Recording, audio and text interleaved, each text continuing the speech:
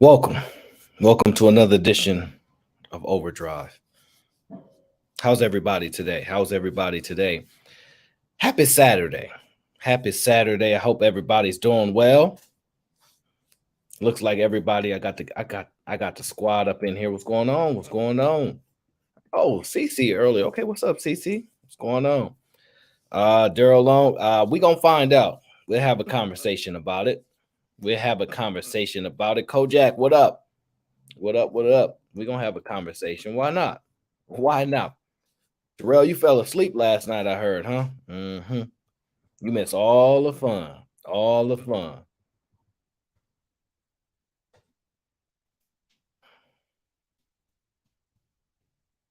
Chris, what up, Chris? What's going on? You know they not gonna get them likes up. It's all good. It's all good. It's a battle every time. It's a battle every time. What up, Chris? Auntie J in the building. What's up, Auntie J? My guy Nick. What up, Nick? What's going on? What's going on? Listen. I just want to, for this full disclaimer, this is basement life for me. So everything that I am saying is all projection. So it's just for the sake of conversation, opposite ends of the spectrum, things like that. Things like that. That's all. Black Seinfeld, what up? Ooh, we got trouble in the building today. We got trouble. Well, we got trouble. Well, hello, Empress Adira. How are you? How are you? We got Empress Carmen. Y'all bat the battle of the Empresses. Oh, okay. I see what's going on. Miss Rihanna, how you doing? What's going on? What's going on? I'm feeling good today. I'm feeling good today. Had a good time at my other show. Some of y'all was there rocking out with us. Had a real good time the other night. It was a fun show. I enjoyed it. Yeah, no sexy red, no innocence, huh? Yeah, we gonna discuss innocence. We gonna discuss innocence. We're gonna discuss a few things today. Sorry, it took me a minute. I've been running around, but we are here. We are here, and we're gonna get to it. Uh, how many of you people are familiar with a YouTuber who goes by the name Jay Prince for president? And if you guys are familiar with a YouTuber that goes by the name Jay Prince for president, just go ahead and put a one in the chat. Let me see how many of you are actually familiar with this YouTuber.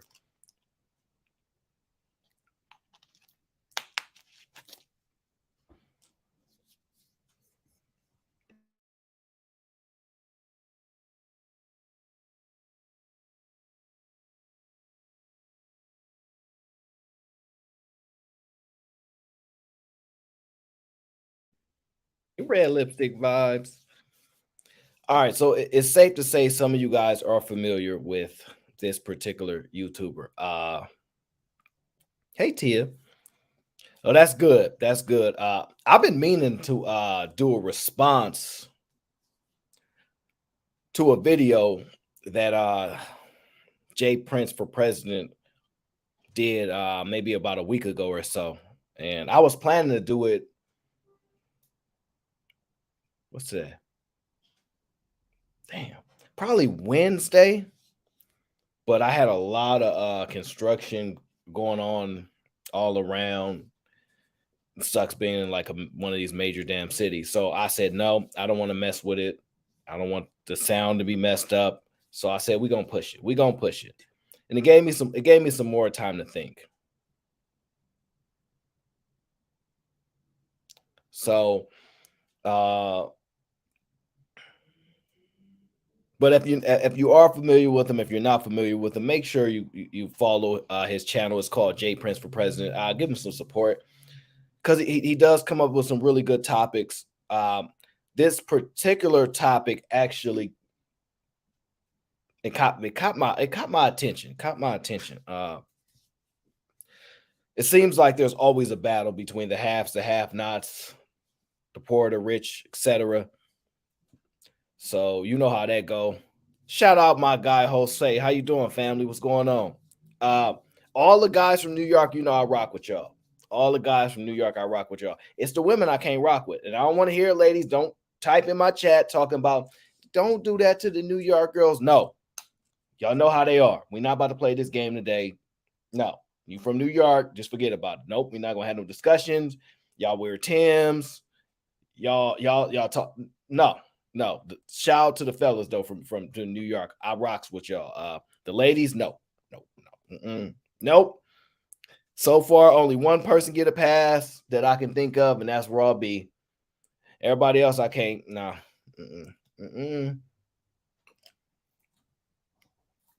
Nope. Y'all not about to throw me off right now because I see y'all trying to set me up.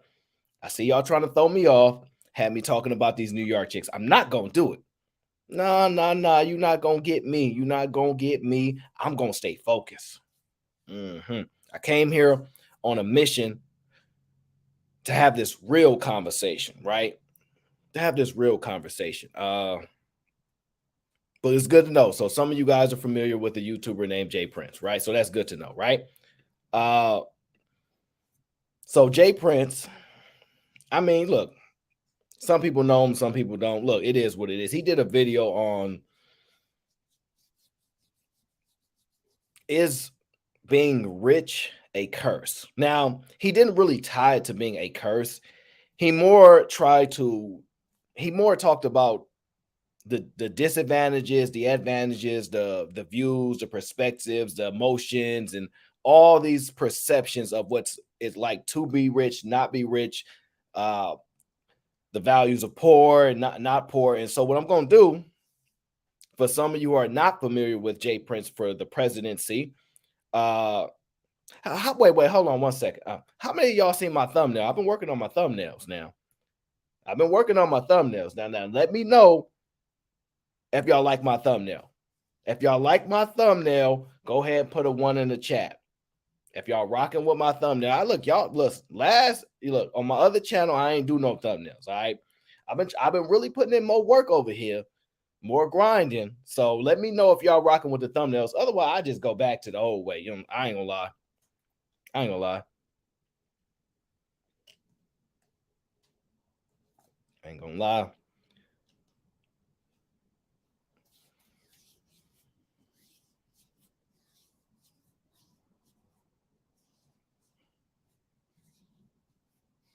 Okay, that's good. All right, cool. So y'all rocking with them. All right, cool. So I'm gonna keep working on them. Then I was gonna give up because it should be too much work. But yeah, so Jay Prince did a video on it's being rich a curse, and so I'm not gonna cover the whole video, y'all, because it's a lot. It's a lot of content on there. So we're gonna play a little bit of it for the people that's not familiar with any of it. Granville says thumbnail 6 out of 10 was mid but decent for new tries. Yeah. Listen, I ain't got a team like everybody else. You know what I'm saying? So but we figuring it out. That's all good. I appreciate it. I'll take a 6 out of 10. But yeah, we gonna look over the video just a little bit so some of you guys can get some of the context of what he was discussing, and then we gonna come back and convene amongst each other and have a conversation about our perspectives and our views on what we think. So is rich a curse? Boy, I don't know how he get away with this stuff. But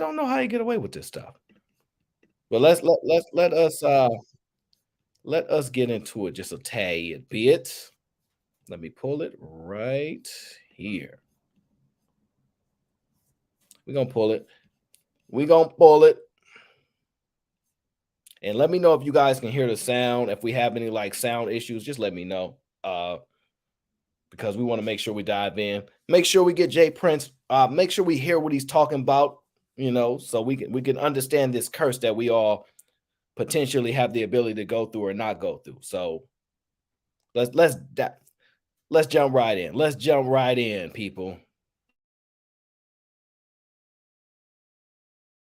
Society tell me to focus on becoming rich. And what do that look like for you? And after you become rich, what is the end goal? What is the goal that you think becoming rich will make you feel? Do you think, let me ask y'all this. Do y'all actually think, right, becoming rich, Aaron O says,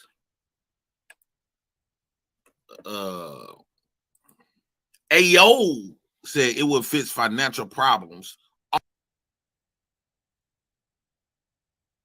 Now, see right here, I was trying to do him a favor. I was going to be like, bro, I know you about to jump into you about to say some nonsense. So I'm going to just be like, bro, it's financial troubles. Now, here's the thing. When it comes to finance, it can lead to emotional things and all kind of, so it can spill over into other aspects of life. So I was just throwing a curve, be like, it's only financial problems, bro. Let it go. But we're going to see if he caught on to that or not. We're going to see. We're going to see. We're going to see if he caught on to that or not, because he might didn't. He might didn't. No, I'm not doing a cameo of myself just to highlight myself in this. No, that's not what it's about, Granville. No. I didn't start the video so y'all could see me get a cameo of myself. No.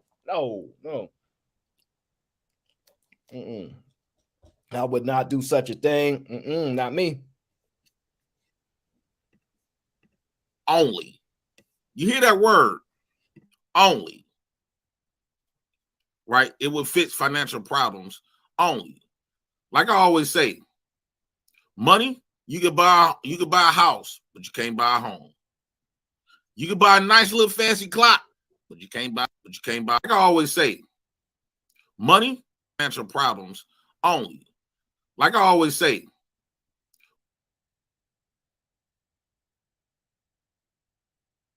Now listen. Shout out to Josue. He said, "Is poor a blessing?" We're gonna find out. We're gonna jump into that. We're gonna slow cook it. Don't worry. But listen, guys. Let me know. Listen, let me know if y'all caught him when he said, "Like I always say." Now y'all know that Jay Prince for president is currently a politician. Now he just said, "Like I always say," to indicate he's the philosopher behind this concept that he's about to spew to us, right? So when y'all hear what he about to say, because this is how he always says it, that means it's coming from him and not nobody else. Let me know what y'all hear, if it's because politicians always lying and stealing stuff, phrases from other people and claiming it's there. So we gonna see what he talking about. We gonna see. Money, you could buy a house, but you can't buy a home. You could buy a nice little fancy clock, but you can't buy time. You can buy health insurance, but you can't buy good health. You can buy life insurance, but you can't buy life. So what do money actually do? Ooh, that was deep, y'all. Ooh, like he always say, you can buy a house, but you can't buy a home. Ooh, boy, I tell you, these politicians, ooh, deep. That's deep right there. I don't know. He been saying that for a long time, y'all. So I'm glad y'all heard it. Y'all heard it first. Shout out to the politician. Boy, I tell you.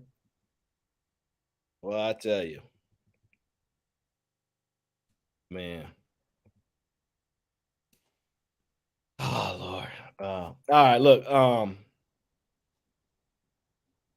We're gonna jump into it. We're gonna listen to what he's talking about, y'all. He might be on to something. All right. He might just listen, take it in, y'all. He might be on to something. He might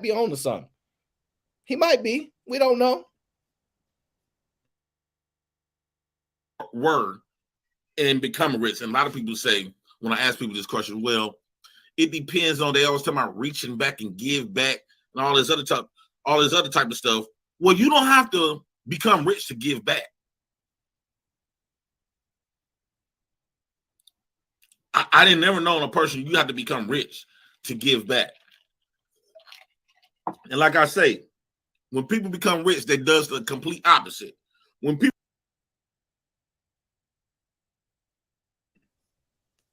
Now I'm gonna be honest with y'all. Y'all tell me if I'm missing it here.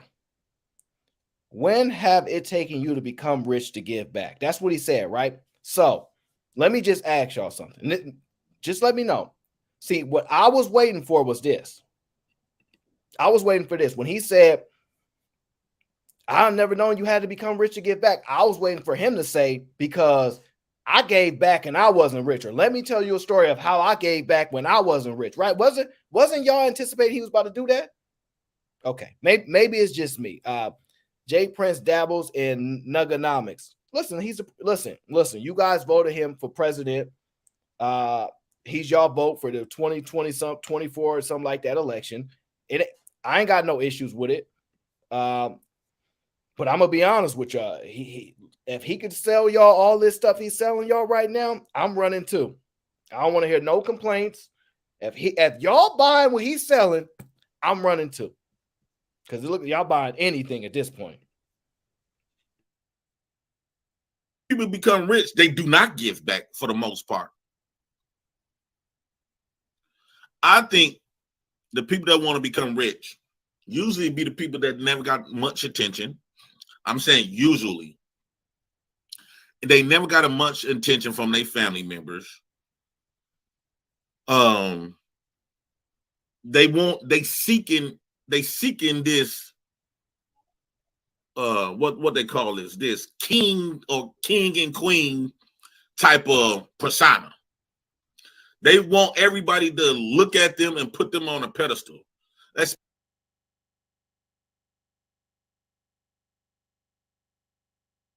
now real quick. Granville says, big facts. I'm definitely voting Jay Prince for president. Absolutely. And he gonna lead y'all. Check my thumbnail. He gonna lead y'all right to Section 8. But we gonna get into that later. I'm gonna just say this. Notice how he said they wanted to be the king. Have y'all noticed that he actually has like a king emblem in his name? Have y'all noticed that? All right, maybe I'm tripping. Maybe I'm the only one to see the little goddamn crown when his name come up. But okay, I'm tripping. No problem. We'll get back to the video so y'all can get an understanding of where I'm coming from. Don't take it out on me. I'm just visiting. I'm just visiting.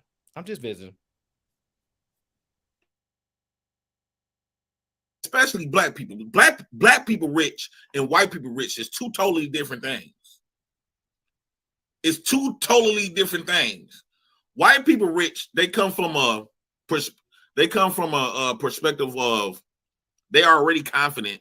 They are already, getting love and considered to be on a high moral class anyway. So they're not seeking validation. I can't hold it in. Don't he just love to put the white man on a pedestal? Oh, the white men, they already confident. They already got the swag. They already turned up. Like they ain't doing the things that black people do in order for when they get money to how they want to change in their personality. Boy, those white folks, they sure be confident. They just becoming rich because that's the thing to do for them. It's you blacker folks. Yeah, it's you blacker folks that be's the problem. Yeah. You black folks be's the problem. Listen, we just listening. Shout out to the president. We just listening because listen, he letting us know it's the gift and the curse. It's the gift and the curse. So a lot of times when you see rich white folks, like Bill Gates, for example, how the way he dressed, he don't wear the same type of stuff that we wear. He dressed like a bum. You know what I'm saying? I'll be like, damn, why all these rich people don't never spend no money, really? But when they do spend money, they spend big. I can give them that. But at the same time, you can only buy so many cars. You can only go on so many trips. I don't care how big that house is.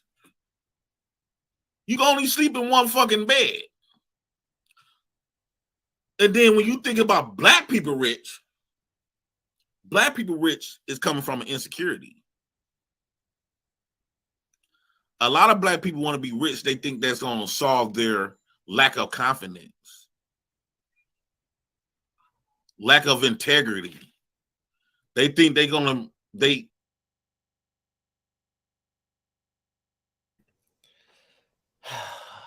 Yeah, blacker folks, your president of the Black House says that y'all want to be rich because it's securitized. Uh, it's your lack of integrity that's what inspires y'all and push y'all to be rich. Why is the whites folks, they supposed to be rich? That's normal to them. They just supposed to be rich. So y'all really be the problem because y'all not dressing like a bum. So I think y'all should dress like a bum, and then I won't see the difference very much. It's so interesting. The white man's ice is always colder. Interesting. Go ahead and finish filling us in, Mr. President, Mr. J Prince, on why white people rich and black people rich so vastly different, and why black people want to get rich so far differently, why white people want to get rich. Go ahead, fill us in, Mr. President. They achieved the American dream, and they think that the American dream gonna give them some wings, and they think everybody gonna look at them like a pharaoh. And then if you don't treat them as like a pharaoh, they would think that you got a problem with rich people, you hating, you just mad because you broke, all this other type of stuff, you hating on that person. The same motherfucker nobody never paid attention to you before. They don't really pay attention to you now. The only thing that they are doing is buttering you up so to see if they can get disadvantages of being rich. Okay. All right, so he about to break it down to us, the disadvantages of being rich. That's what he about to break down to us. So as you guys, it is. I see. Listen, we understand that rich white people dress like homeless people. It's not like whoever Ralph Lauren is. It's not like he wears his own clothing, right? It's not like people wear their own clothing, right? These own clothing company named after these people's actual last name. They don't wear their own products. They don't wear their own stuff. Yeah, they go, they make it, sell it to y'all, and then they go and buy stuff at the thrift store.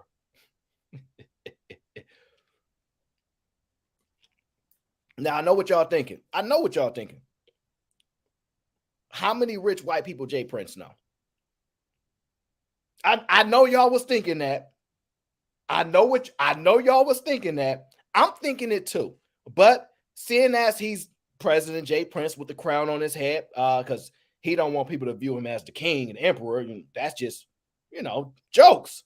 I wonder how many he know, because he got to be pulling this from somewhere. Let's see, man. Enlighten us on the disadvantages of the being rich, Mr. J Prince for Presidente. Go ahead and hit us with it, brother. Go ahead, brother. So we're gonna talk about the advantages. You can buy whatever you want. You never be financially illiterate. You never be homeless. Shit like that. You can buy it instead of getting this car to get you point A to point B. You can get this car. Instead of living in this house, you can live in this big old mansion. This picture. Just having basic needs is actually good enough. Money can't buy your oxygen. Money can't buy your sight. Money can't buy your smell. Money can't buy your hearing. Money can't buy your height. Money can't buy your the way you feel. It can't buy none of that. So why do we stress over this becoming rich? We stress so hard about that.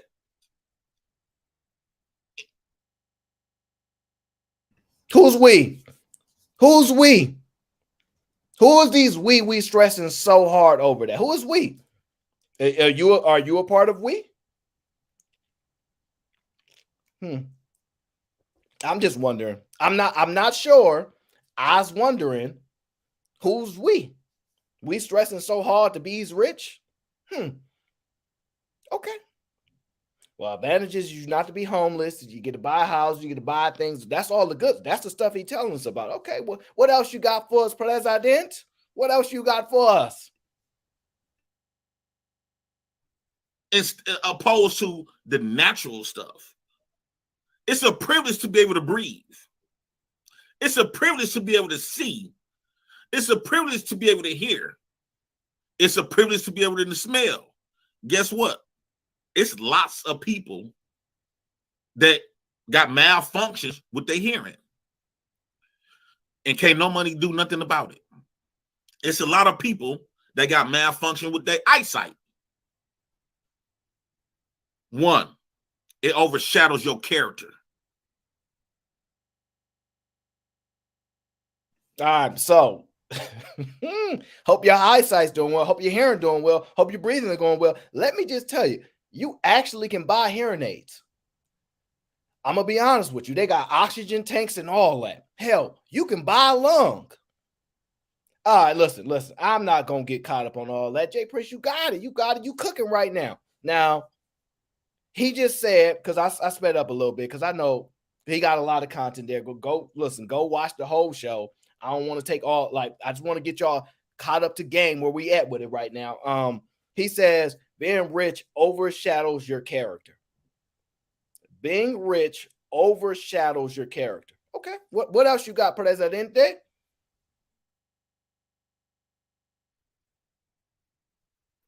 A lot of people would say, what are you talking about, Jay Prince? How do it overshadow your character? Because a lot of people, when they become rich, they feel like they don't got nothing to change about themselves. Every time you talk to somebody that's rich and try to hold them accountable, they're like, man, what you talking about? Yo, broke ass nigga, I'm rich. I do the fuck I want to do. Does it sound like he pulling from personal experiences? That was just too good of a character play. If he was just speaking in storytelling mode, it sounded like he was speaking from like real experience right there. He was trying to hold somebody accountable and it didn't work. But maybe he was across the street with binoculars on and a hearing device so he can hear somebody else's conversation that this broke person was having with a rich person, and he just regurgitating their experiences for us. Maybe it's not personal. We don't know. So far, you can't hold rich people accountable because they gonna just call you broke. Okay. Understood. Okay. Let it keep going, President. Keep going. Yeah. Mm-hmm. They use their rich and their money as a shield for who they really are inside. Because that money do not correct what's inside of you, how big your heart is. Money do not correct that. It enhances who you are. What money do, it enhances who you were before you became rich. If you was a good dude before you became rich, you're going to be an amazing guy when you become rich. If you was a piece of shit ass motherfucker while you're broke, you're going to be a horrible motherfucker when you become rich. All the stuff that us black people look forward to when we think about money is superficial. Become rich. Right? Think about this. This is another disadvantage by becoming rich. Right? You got to sacrifice a lot.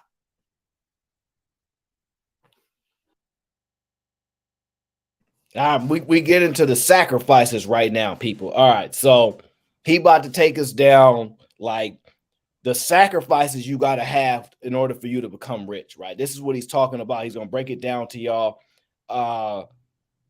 These are the sacrifices you got to have if you want to be rich. Let's see what he got for us. Go ahead. Tell us what it be. Go ahead. Yep. Mm-hmm. You got to sacrifice a lot. Let me tell you some of the things you got to sacrifice. When you broke and you think about finding love or whatever, You got this big pool of people who you can choose from. Big pool of people. But when you become rich, that pool got to be this big. That fucking big. Because everybody is against you on the fact that you are rich. Everybody gonna be against you. Everybody. Now, maybe, did you guys catch that? Everybody gonna be against you solely based upon the fact that you are rich. Everybody gonna be against you solely based upon the fact that you are rich. That's what he stated. I'm gonna break that down a little later. It's interesting. So you got this big wide range of people that's wanting you when you poor, right? Because when you poor, oh, you can get love from anywhere, but you get rich, and it lowers your bubble there, so you have less options or less people to sort through, or whatever the case is. Interesting. Okay. All right. Everybody gonna be trying to take you. Women do it to rich men all the time. All of the time. They try to give them babies. They try to do pin everything to take everybody. But what's so deep about it, they all admire you. It appears to admire you. They love you and all this other type of stuff. They don't even treat you like you a human no more. You can make sure y'all writing this down. They don't even treat you like you human anymore. They don't even treat you like you human anymore. See, what he's doing right now is actually, this is why it's hilarious. He's actually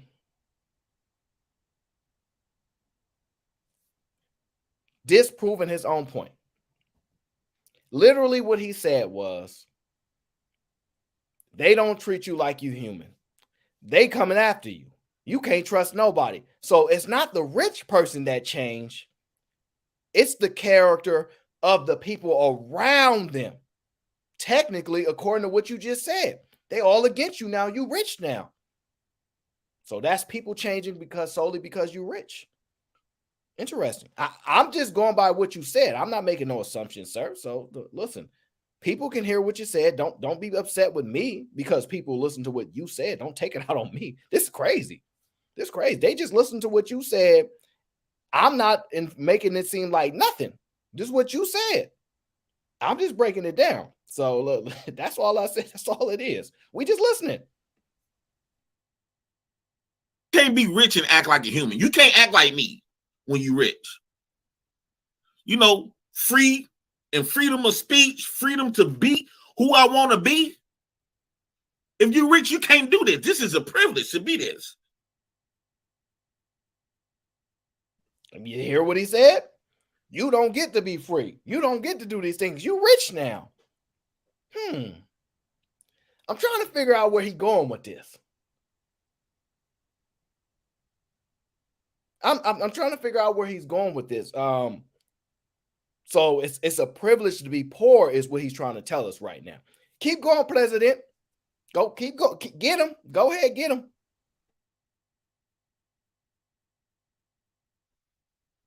This is what y'all call a broke man personality. I could be and say what the fuck I want to say without no type of consequences because people don't see me as that serious. They're not going to take me as serious like they would take somebody that's filthy fucking rich. I get it now. I was trying to thank you so much, sir. You basically saying that if you broke, well, I'm just listening to what you said, nobody gonna take you serious.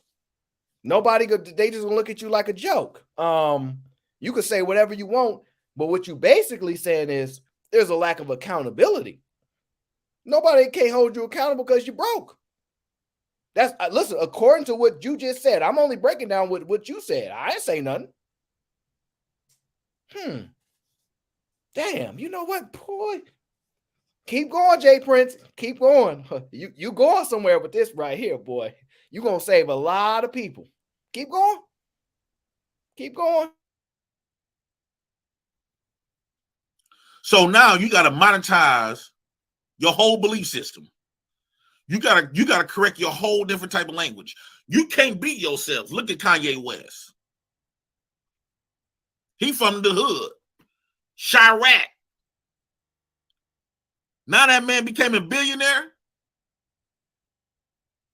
And they got this man acting like a puppet. In the moment he decide to say how he feel like I do all the time, penalties for that, nigga. Stay in your place. It's a penalty for that. I haven't got no penalties yet. The most thing can happen to me is that they probably flag my show, I get a strike or something. That's it. That's it. I got more privileges than the most rich. Jail, a whole lot of jail. Whole lot of jail. You know what? You own to something. You got more privileges than Kanye West. Woo-hoo-hoo. Listen, you making a strong case right now for why it's better to be broke. Keep going. You convincing me. Come on, keep going. Hit me with it. Come on. People that's out there. I can fuck up on the streets, right? I could fuck up. Let's just say they give me a little bit of time here and there. A rich person can't. You can't be what you want to be when you is rich. You think becoming rich, you're going to have all of these privileges, but actually your privilege is slim. You can't go fuck your wife. You can't go fuck your wife in peace. I can't. I can go fuck many women that I want to and nobody gonna give a fuck. Let you do it. Let you cheat on your wife or your husband. They're not gonna care. You're right. That shit gonna be all on the Channel 6 News. Israel Mills, the filthy rich black guy, got caught fucking a prostitute.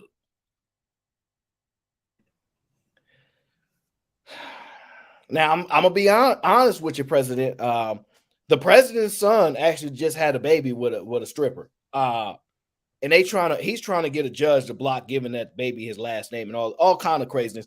But I digress. You might be right. You might be on to something here. It's a whole lot more privileges being broke. Oh yeah, being broke be so much better so far. You real convincing. Oh yeah, you real convincing, y'all. Boy, this is good. This is golden.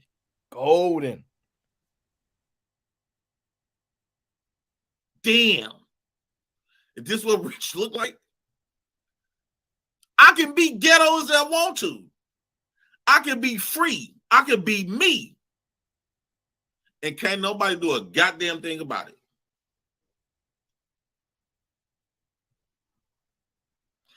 Also, he goes, we finna get real into this shit.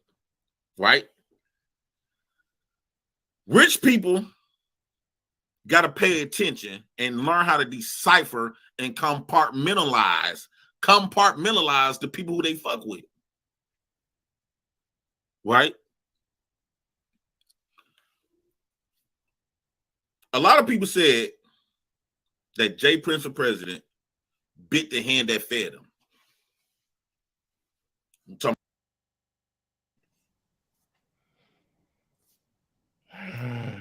Let me compartmentalize all this stay broke life talk right now. I'm gonna compartmentalize.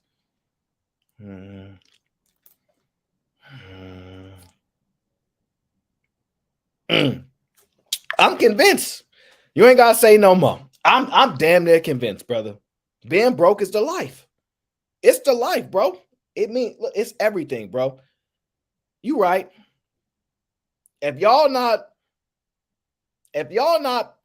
getting on board with this getting broke life, y'all can't rock with the president, man. Because Y'all not understanding. Y'all wasting y'all time trying to make money and not be broke no more. Stop doing that.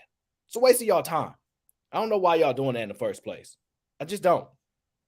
I don't know why y'all doing that, honestly. It's sad. It's sad. Y'all really need to stop. Just get down with this broke life. All right, Jay Prince, hit me one more time before I just see. Hit me. Make sure everybody hear you crystal clear. Talk to us.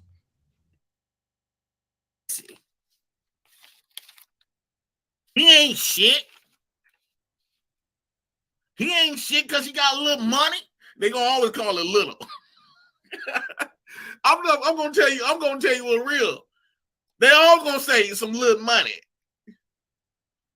Just because he got a little money, he think he living high on the hall. See, Miss Sherelle, just go ahead and drop your account number in the chat. And just put your date of birth, social security number, height, address, occupation. Just drop all that stuff in the chat for me, and it'll be easy to find your bank account to deposit to. Just go ahead. Shout out to my guy, Brock. What up? What up? Listen, Brock, we just learning how to be broke. We just getting a master class on it. Just getting a master class on it. It's all love. Look, listen, it ain't me. I'm learning. That look, man. Woo-wee. Woo. Talk to him, Jay. Let me hear what this little bit of money is, because you right on the money with that. They do say it's ain't nothing but a little bit of money. He ain't lying about that. They do be saying that.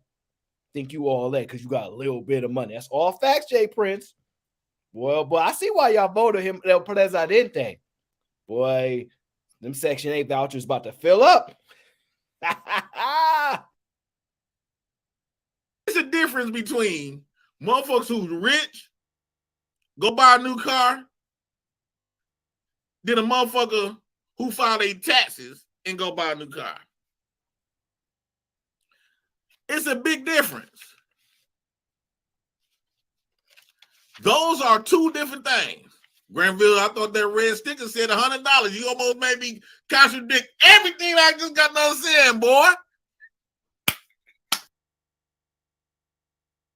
Really? $100?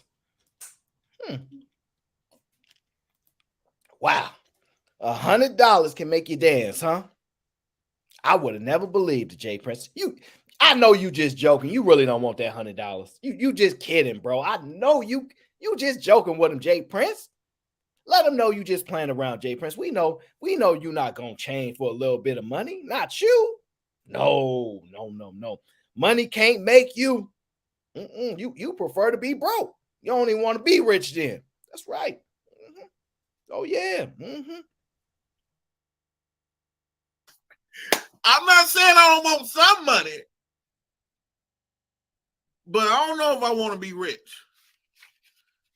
He's showing up them red stickers. I said, whoa, that's it, $100.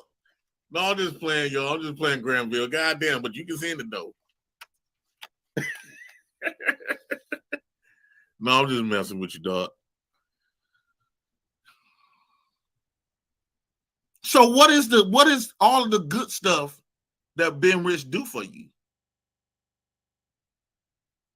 What is all the good shit that the shit? What is all the good stuff? Yeah, free you financially freedom. It can give you nice stuff, whatever. It can bail you out of shit. Now I got this video.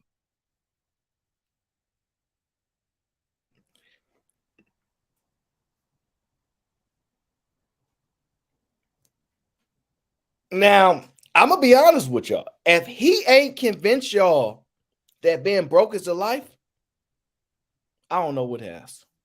Now, if y'all want to watch the rest of that video, I will definitely drop a link to that particular video into his channel, which will be connected to it in the chat right now.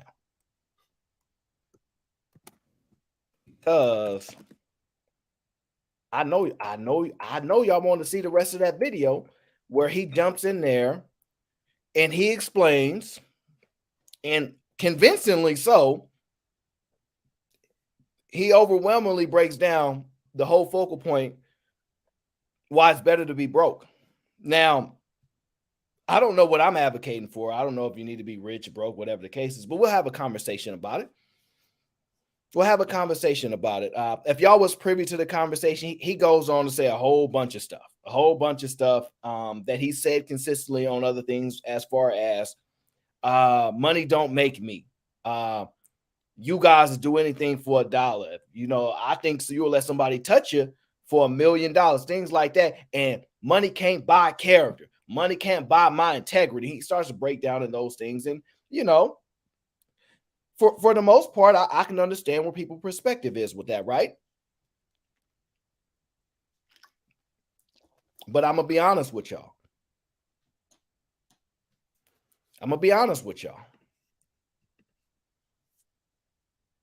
No. It's just his perspective. No, he's not dumb. It's just his perspective on and how a lot of people are caught up on money and they focus on the wrong things. He's not dumb for that. It's just his perspective. I don't think he's dumb. So yeah, it's interesting enough. But definitely y'all want to finish the rest of that video because that was actually a really good show. He did a really good show, that show. But I'm just gonna break down the concept of why, if y'all vote Jay Prince for president, the leader of the Black House, why he's going to continuously lead y'all to Section 8. Why he's going to continuously lead y'all to being broke. Because to him, you don't really need no money to be impactful. Oh, I don't backtrack, Burner. I don't know what you're talking about backtracking. You put in your own head your own thoughts. I'm very clear on what I say. But he puts this thought concept in your head to be broke. Now, I'm gonna be honest with you. I'm a Section 8 baby. Now, I'm not sure if he's from Section 8 or anything like that. He kind of gives you the vibes that he might have grew up in that type of environment or not. But he's advocating for y'all to stay poor and be broke. And what he's doing is he's more so demonizing rich people that go on to be successful. And he doesn't understand why people would want to be rich. Why you want to be rich? You can do things, Poe. Yeah, you can be Poe. You can buy your freedom. Oh, no, that costs money. Well, Jay Prince, for president, we can go over it. We can go over some of the reasons why people might want to be rich, right? Let's go with the biggest one, right? Options. Most people want to increase their options in life if they have the ability to do so, right? Now, I understand you good living on Section 8. Or I'm not saying you personally, I'm saying you would be good with it. You might not actually be doing that, but you telling people, I'm good with living on Section 8. I'm good with being broke. Because you automatically assume for you to get rich and become more successful that you have to compromise your soul or your spirit or all these type of things. Now, some of us may disagree with that. But we'll see. So for me, Mr. J. Prince, I would say one of the most important things about why you want to continuously, well, I mean, even yourself, you said that you want to, let me ask you this, J. Prince. Do you think most people like their jobs? Let me ask you this, J. Prince. Do you think most people prefer to live inside of a constructed home? Do you think most people prefer to live inside of a home as opposed to living on the streets? Just listen. If y'all in the chat, if y'all would prefer to be living in a home as opposed to be living on the streets, put a one in the chat. I just want to see which one of y'all want to live in homes and which some of y'all want to live out on the streets. I'm just interested.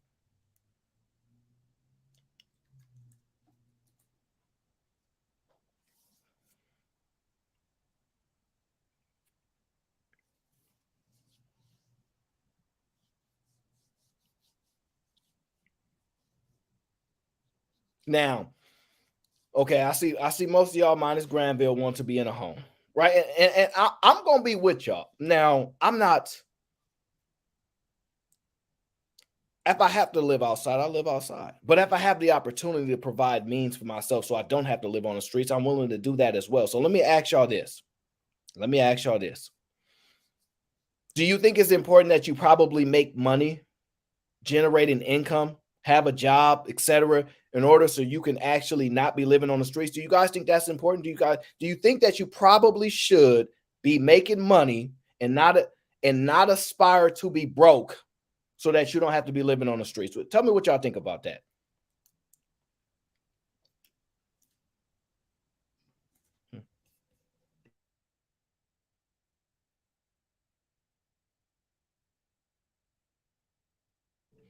Now, you guys ever got a gift for your child? You ever paid for your child to go on a trip? You ever bought them some new clothes? You know how your grandma, if she, you get something new, she's like, don't that just feel good, baby? Get something new. Yeah, you ever got anything, paid for anything, bought anything, gave things to anybody? It typically requires money. I'm not saying always, but money gonna come from somewhere, right? So Jay Prince, let me explain to you very clearly why people want money. Because Jay Prince, you cannot walk up to a broke guy and say, can I have a job, sir? Yeah, you cannot walk up to a broke person and get a job from them. They don't make jobs. See, so these rich people that you demonize, you tend to work for them. Yeah, they put food on your table because most people ain't employing nobody. Yeah, most broke people ain't employing nobody. They ain't employing nobody. I know you don't believe that because you think broke people just the best. And for whatever reason, you have a huge disagreement with rich people. And I mean, look, I understand, but listen. One day I want to be rich, so I dang sure ain't hating on no rich people. You can't be rich aspiring to hate rich. It just ain't gonna work. And let me also explain something to you, Mr. J. Prince. You don't get rich on accident. Getting rich is not an accident. It does not happen. You don't fall into rich. It's a process. Listen, it's not something you can just wake up one day. No, bro. It's not luck. You work for it. It's a process. Now, the sad part is, no, well, you making a reference of the lottery, but I wouldn't focus on that if I were you, but you can. I would just tell you that the chance of winning the lottery, if somebody put the percentages of you winning the lottery, that's not even worth a conversation. It's not. Because how many people win the lottery a year? Still a random number, 10. You'll never get to a percentage that's higher than 0.00001% of people that can win the lottery. So don't waste your time on it. But the point of it is, broke people don't give no jobs. Now, Mr. President, I'm gonna just ask you: do you think that it's important for children to grow up in an environment? Do you think it's important for children to grow up in an environment where it's safer, where there's structure over their head? There might be food in the house. Now, listen. Mr. Clark, the large majority of people work to be rich, my friend. They do. They work for it. The very large majority of people work to be rich. They don't inherit this money the way y'all think they do. They don't. They just create the items that y'all like to buy. They create the products that you like to buy. They create the entertainment that you guys are interested in. Everything is a product to the people, a service or something, etc., that they give to the market that the people deem and determine value in. People are not just randomly waking up and money just falling in their lap. Now, you can definitely fall into endorsement deals and things like that, but it take a process to get to that space. So I'm just here to tell y'all that don't fall for Jay Prince telling y'all to be broke. Don't fall for it. Don't you dare do it. Let me tell you, how many of y'all have children in the chat? If y'all got children in the chat, type a 1 in the chat if y'all have children.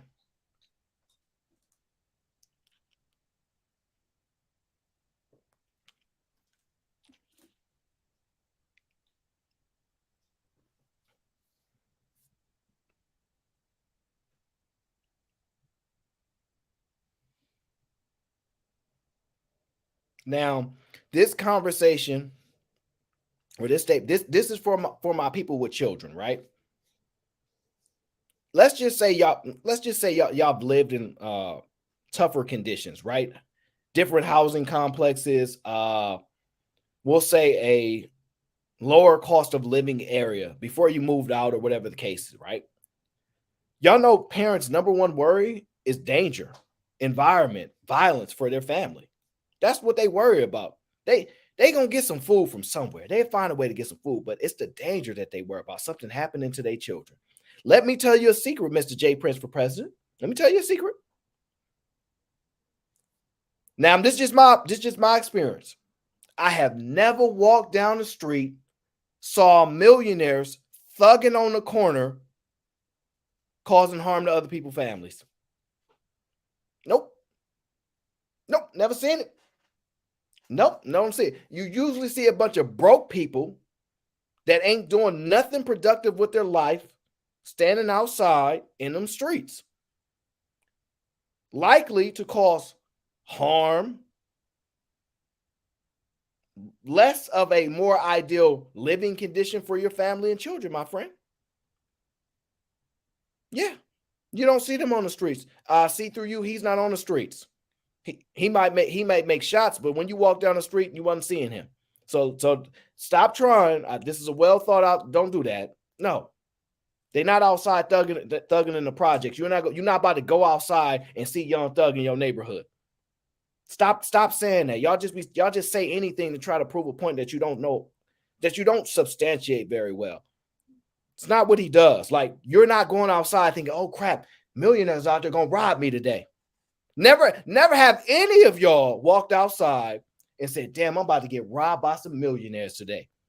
Nope, you ain't never did it. Now, I will say this. Y'all do get mad at people that got rich because y'all gave y'all money to them.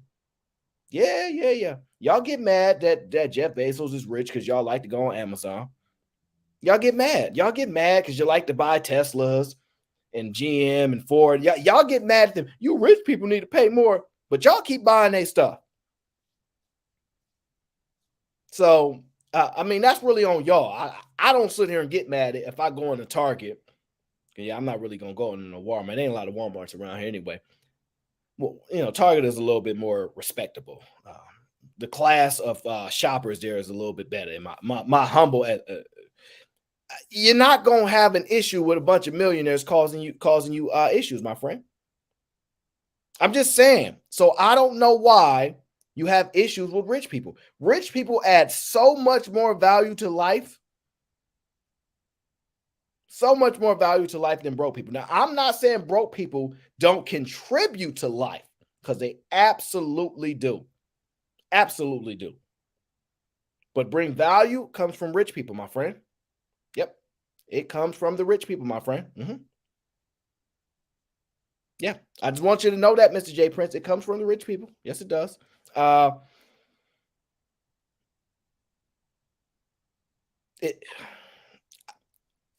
Let me ask you this. Because you're wondering why everybody wants to be rich, right? Why everybody chasing to be rich? Have you ever met anybody that aspired to be broke? Tell me what they life like. Tell me what you admire about somebody that aspires to be broke. Oh man, when I grow up, I just want to be broke. You ever had a conversation with somebody like that?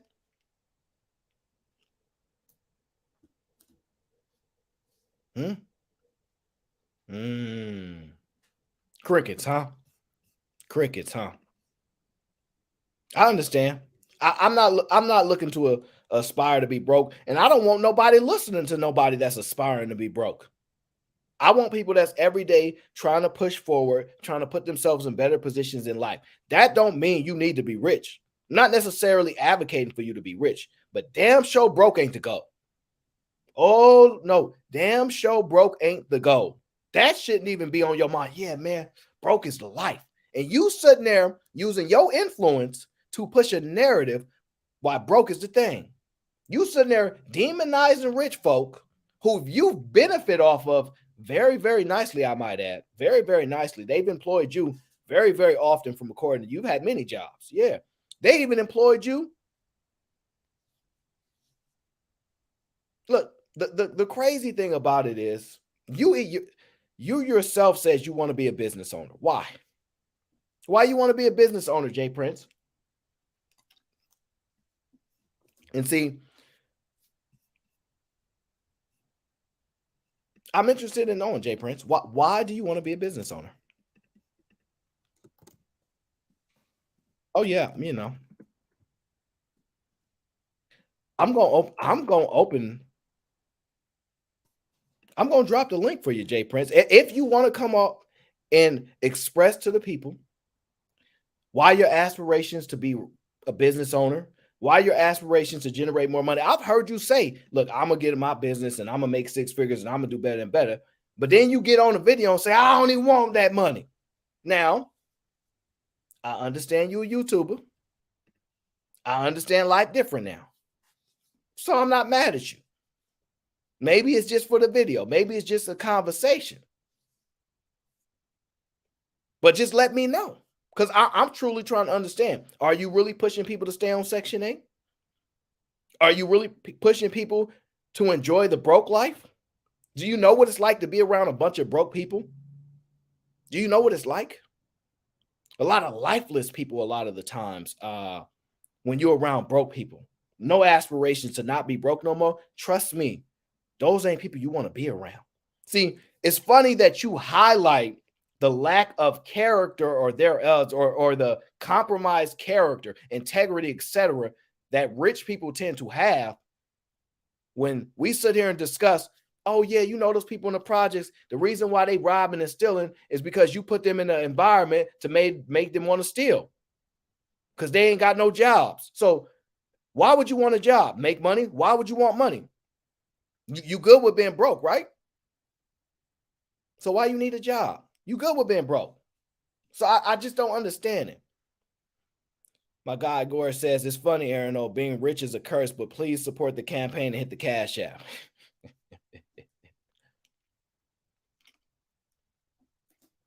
Well, the thing is,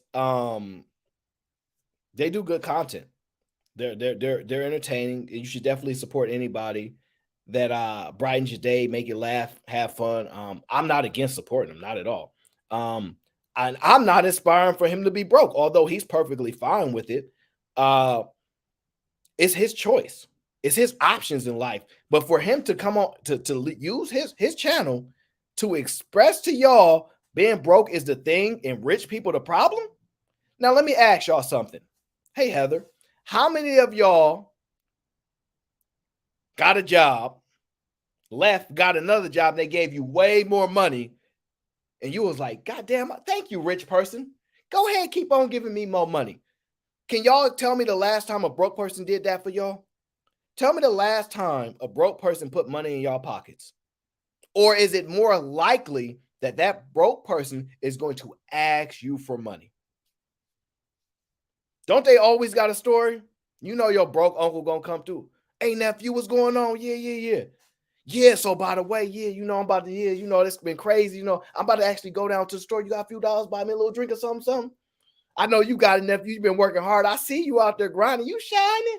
Yeah, a couple of dollars ain't gonna hurt you. I'm gonna go pick it. You need something from the store? I'm on my way over there. Just give me a few dollars. I'll pick some up, get you something too. It's no problem. You know how they always find a way to get in your pockets?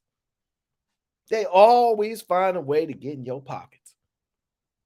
So I can't sit aside and let you push this narrative about how white people want to advocate for being rich is so much better than black people's advocacy, because black people doing it through some lost identity sense.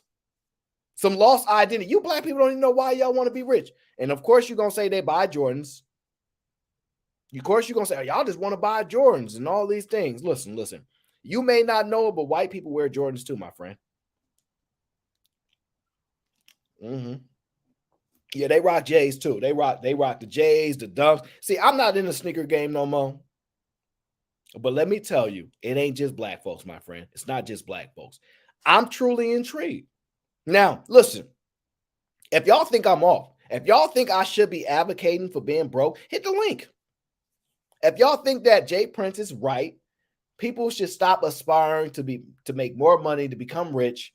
They should be good with being broke. Hit the link. Because I'm gonna be perfectly honest with y'all. I think it's kind of scary he thinks like that. I think it's kind of, I really think it's kind of scary that he thinks like that.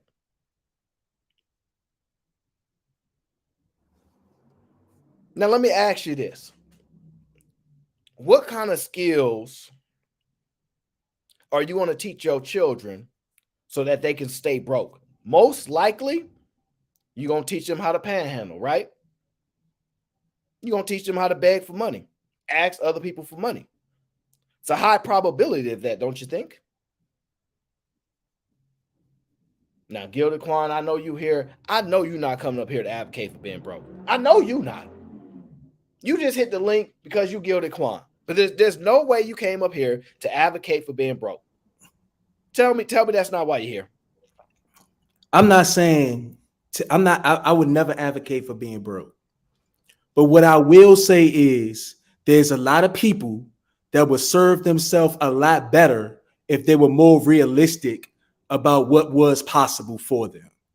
And being rich just ain't going to be possible for everybody in the country.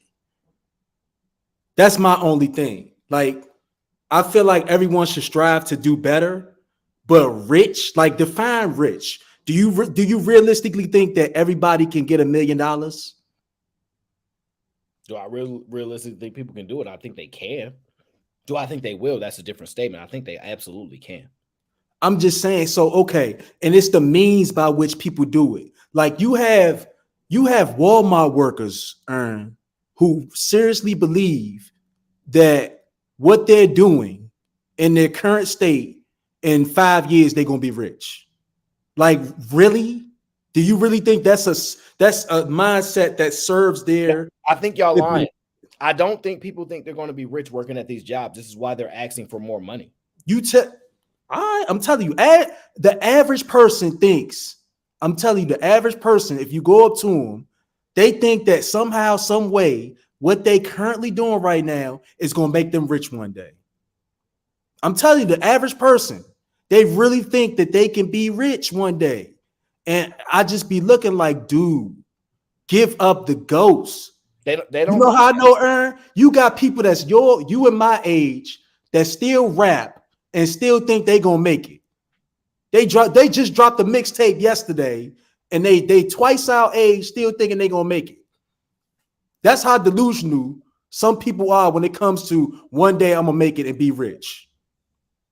Yeah, but I don't think people are delusional though. See, what?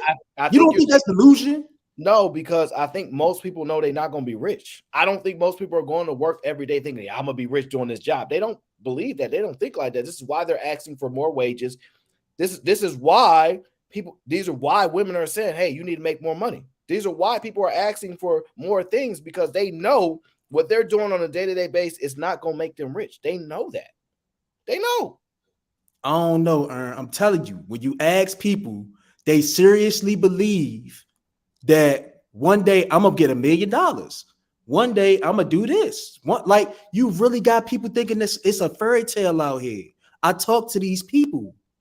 They really think I'm gonna be working, flipping burgers one day. No, they don't. You're lying. I'm gonna hit this Bitcoin or whatever's going on in the world today that they think they could just get on YouTube and learn something. Do not do that. You are lying. Nobody is working at Walmart. Nobody is working at a job that don't generate a substantial amount of money thinking they're going to be rich from it. They don't think that. What they do is say, yeah, I got a plan. If I can do this, this, and this, then I'll be rich. But they do not think their day-to-day process working at these jobs is going to make them rich. People do not believe that.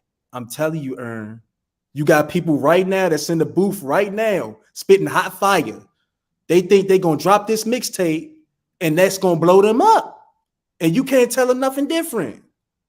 It's people that's delusional. You got women that'll get a BBL, fly all the way wherever she got to fly, go get that, come back, and think, oh, I'm going to get 1 million followers. I'm going to drop an OnlyFans, and I'm going to be the richest thing moving. Yeah, but the way you're stating is that most people think they're going to be rich on their day-to-day lives and job. Most people don't believe that. They do not. There's no way you're substantiating that you really believe that most people are going to work on their day when they know most people are not going to be rich. They don't believe that. Now you're talking about rappers. You're talking about a subgroup of people that are still aspiring. That's cool, but that's not a lot of people. I'm telling you, Aaron, it's a lot of people that neglect living. Like, think about this. If people were really realistic about what can be achieved in life, why do you have people that go out and buy all of this, designer this, designer that? Like, if you are realistic about what could be, you would take your money more seriously. Okay. I feel like the worst thing that happened to us as a people is a lot of people are out here faking it until they make it. I'm gonna buy and look a certain way for the internet or for this or for that, and then in doing this, I could be discovered and I could be rich. Like, people really think that if I dress like something, I could become that. You on mute. Yeah. So shout out to Bruce. He said, chat, list your current occupation in the word yes or no next to it if you think you're going to be rich. This way we can debunk. Yeah. Because Bruiser is with me on this. He knows that most people do not believe on their day-to-day. All right, I'm they're going to be rich. They don't believe that stuff, bro. Y'all don't talk to young people, bro. Bro, All the they young don't believe this stuff, bro. They don't believe that they're going to their job every day and they're like, one day I'm gonna be rich. They do not believe that. No way. Now, but do you think it's possible they're trying their thought is to strive to be in the middle class then? Not to be necessarily rich, but better than where they started. Well, now that's a different statement, right? Now, I do think there's a misconception on people wanting to be, because a lot of people think being rich is difficult, and it is most likely. That's why most people aren't. So they will settle for living a what used to be a middle class lifestyle, which now is supposed to be an average lifestyle. So the middle class lifestyle is the average lifestyle. So yes, most people are like, yeah, I'm good with that as long as I don't live in a bad neighborhood. I'm good with that as long as my kids can go to school, we can feed them. They're right, they're good with that. But the thing is, you're talking about these people think they're gonna be rich. That's not true. Shout out to Two Sis. She says, greetings, people. Greetings, beautiful people. Aaron, I'm back to remind everyone you're still causing good trouble as always, and I'm here for the usual. Loving the feeling of the new channel, Locked In Overdrive. I appreciate you. Thank you so much. Yeah, we just chopping it up today because I don't look, Mr. Quan. What about Jay Prince's message do you agree with? In terms of his message, and I don't agree with you being broke. Like, don't get me wrong on that. Hell no. I would never tell a soul out here to be broke. But I'm telling you, it's a lot of people that really think they could be rich. And it's like, fam, no. Just do better. Get to a point in life where you can sustain yourself and a family. That's probably the best thing you can. Why are you putting a cap on it though? So, like, I understand that everybody's not going to be, right? But the aspirations to want to be is healthy. It's a good thing. Not if you don't. So look, there's a lot that goes into being rich that a lot of people neglect. Like, there's a lot of life lessons you have to learn. There's a lot of people that are involved with you being rich. Like, nobody gets rich by themselves. You got people that don't know nobody outside of their community, but yelling they want to be rich. People don't get rich by themselves. Where are you going to meet these people that's going to elevate you to the point where you're going to become rich? These people not thinking about stuff like that. Like, it takes so much more thinking and so much more than just I want to be rich one day to be rich. And the average person ain't thinking about stuff like that. Where's the financing going to come from? Where are all of these things that's going to come in place for you in order to be rich? Versus if you just did enough to sustain yourself and your family, you can at least say you accomplished something in life. Hold on one sec. Jay Prince, nobody said you had ill intent. So, I mean, maybe somebody else did. I never said you had ill intent. I'm breaking down what you was discussing. Nothing wrong with telling people to be broke and not striving to be rich. I said you're entitled to your perspective. I don't necessarily think you're dumb. A lot of people actually think like that. They say, "Oh, I don't want to be rich. That's too much pressure." I've heard many people say these things, right? but the aspirations to not be rich and the outcome. Have y'all seen that a lot of these landlords saying we don't want to take y'all Section 8 no more? Have y'all been seeing that? Yeah. Yeah. Yeah. What y'all gonna do if daddy government don't save you? What you gonna do? What does the benefit of being broke gonna help you then? I don't think it has to be that extreme though. It's not broke or How is rich. that extreme? I don't think you have to be rich just to afford a home, bro. Like, really? Are we really saying that? Okay. I gotta be a millionaire to get a house? It's starting to get that way, though, if you're going to be honest really about don't it. have no clue, bro. Okay, so With the rate of inflation and the real estate market, it's going up. $1 million just to own a house? Is that really what we're saying? no, because Well, not necessarily $1 million, but the rate of inflation in the housing market's reaching to the point where it's like the middle class can't barely afford to buy their own first house, let alone rent one. I don't think it has to be either you broke or you rich. I think there's a happy medium. what's that And happy more medium? people should strive for. Explain, because everybody like to talk about crap that ain't true. What's the happy medium? Explain. Give me that in realistic terms. What a happy medium is. I say, if you make enough to cover your expenses and have enough to save, I would say at least maybe 40% of your income. I feel Okay. like that's a No. win. I'm gonna meet you where you at. Are most people doing that? Are 80% of Americans doing that? Huh? Are 80% of Americans saving 40% of their income and being able to pay their bills? Is that what you're saying? That's what's going on? Nah, I don't think that's what's going on. So But what I are don't you believe- talking about? I don't believe you need to be a millionaire just to get a house. So Like, y'all are talking about being broke or being rich. That's the only two options. yes.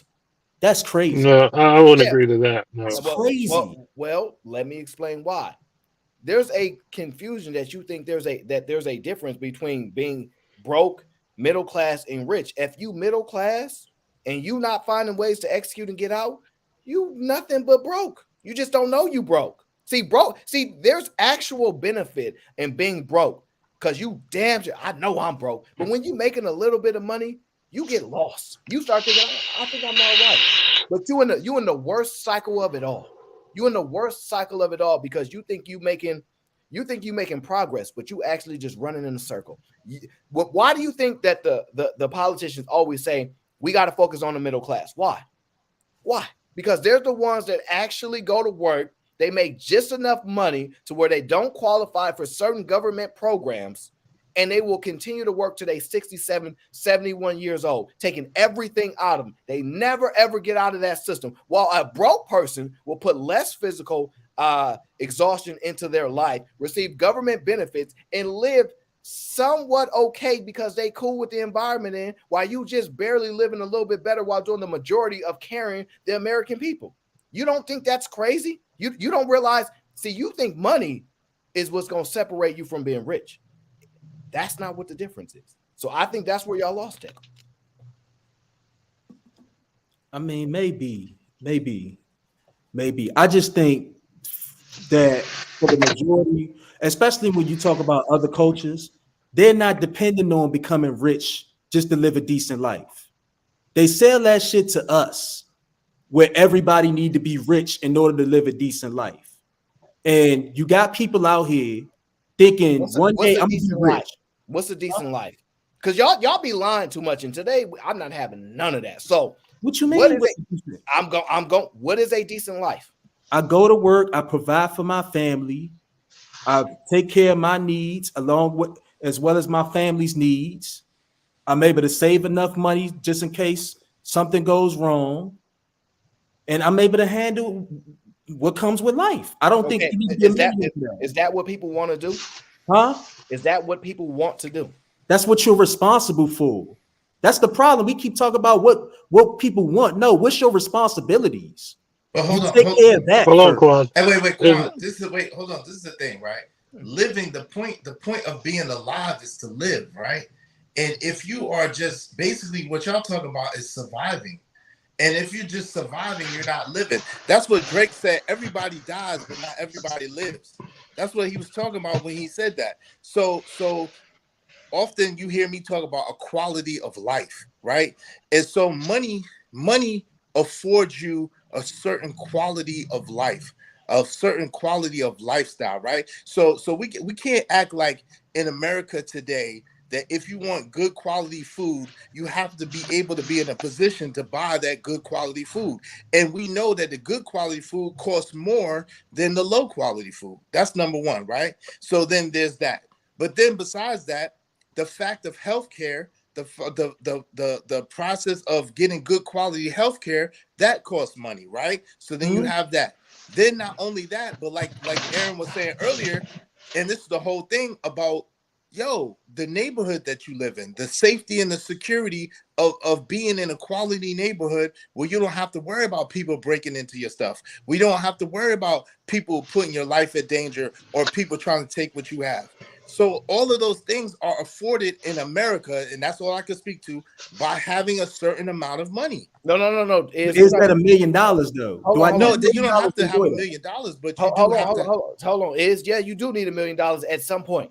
So you see, okay, that's the problem with the conversation, right? Nobody's saying you need to have $1 million at 29 years old. Nobody's saying you need to have $1 million at 35 years old. At some point, you need to have $1 million. At least. At some point, if you just understand money at any low level, at some point in your life, you're gonna need to be worth $1 million.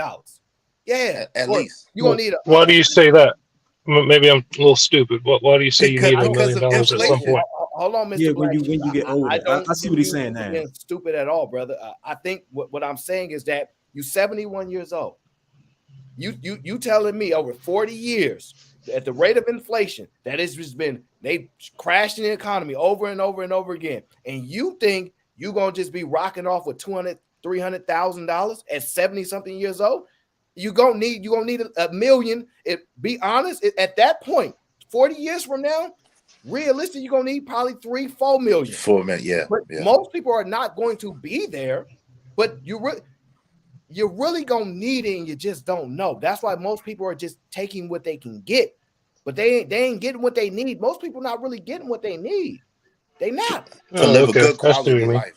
Right. And basically it's about living a good quality life and living and not just surviving. So Gilded Quan, we're gonna dive into this. We're gonna do this today. Shout out to my guy podcast because he think housing is the way to go too. So he can join Jay Prince in that lifestyle. Here's the thing. Why do we sit here and make excuses for people that are poor to commit crime? I didn't make any excuses. I'm going to expound.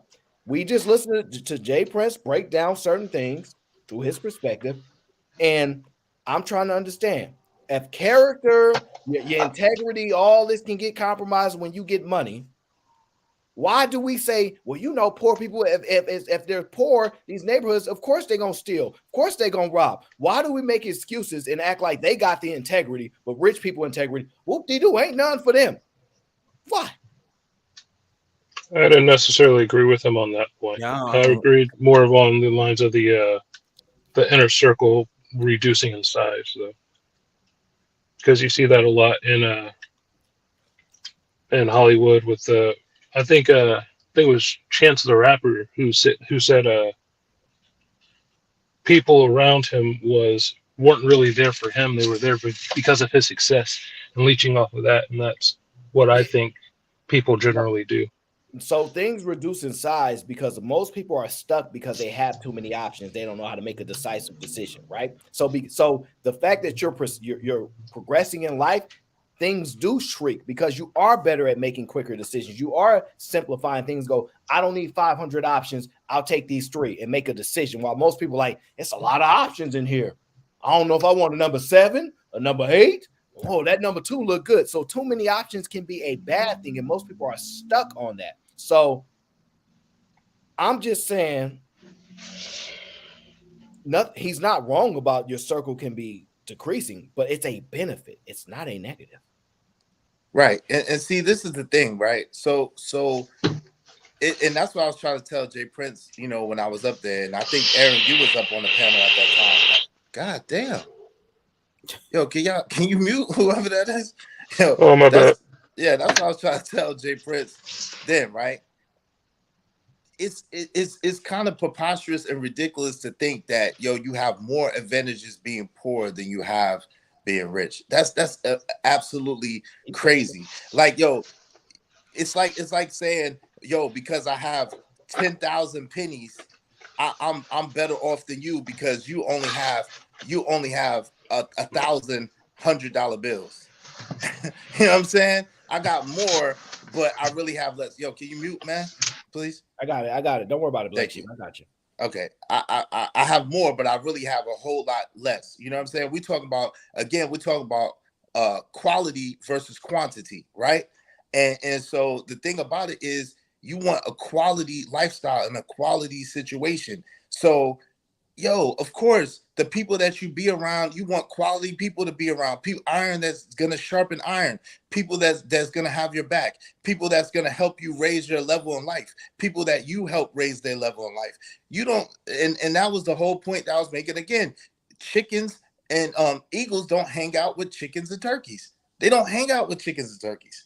Eagles hang out with eagles. Yeah, eagles also going extinct, so we're not doing that today. They're not going extinct, man. They definitely the eagles getting extinct, bro. Stop it. They're not gonna go extinct. Yeah, we're gonna have to. It's just a rare bird. It's just a rare bird. Yeah, no. Kill an eagle if you want. You going to jail. Who wants to kill an eagle? Who can kill an eagle? No. So I'm here to tell you that rich people tend to have better character than broke people. Absolutely. I said that in chat. More integrity, more character. Absolutely. Without question. Do you guys realize people be at work and they apply for the job, they accepted the terms and conditions of the job, they get to work and be like, man, you don't even pay me enough. I ain't doing that. And then all the broke people like, yeah, you ain't got to have character or integrity because you said you would do these things when you got the job. Man, F them, they not paying you enough. And they go right along with where the integrity at?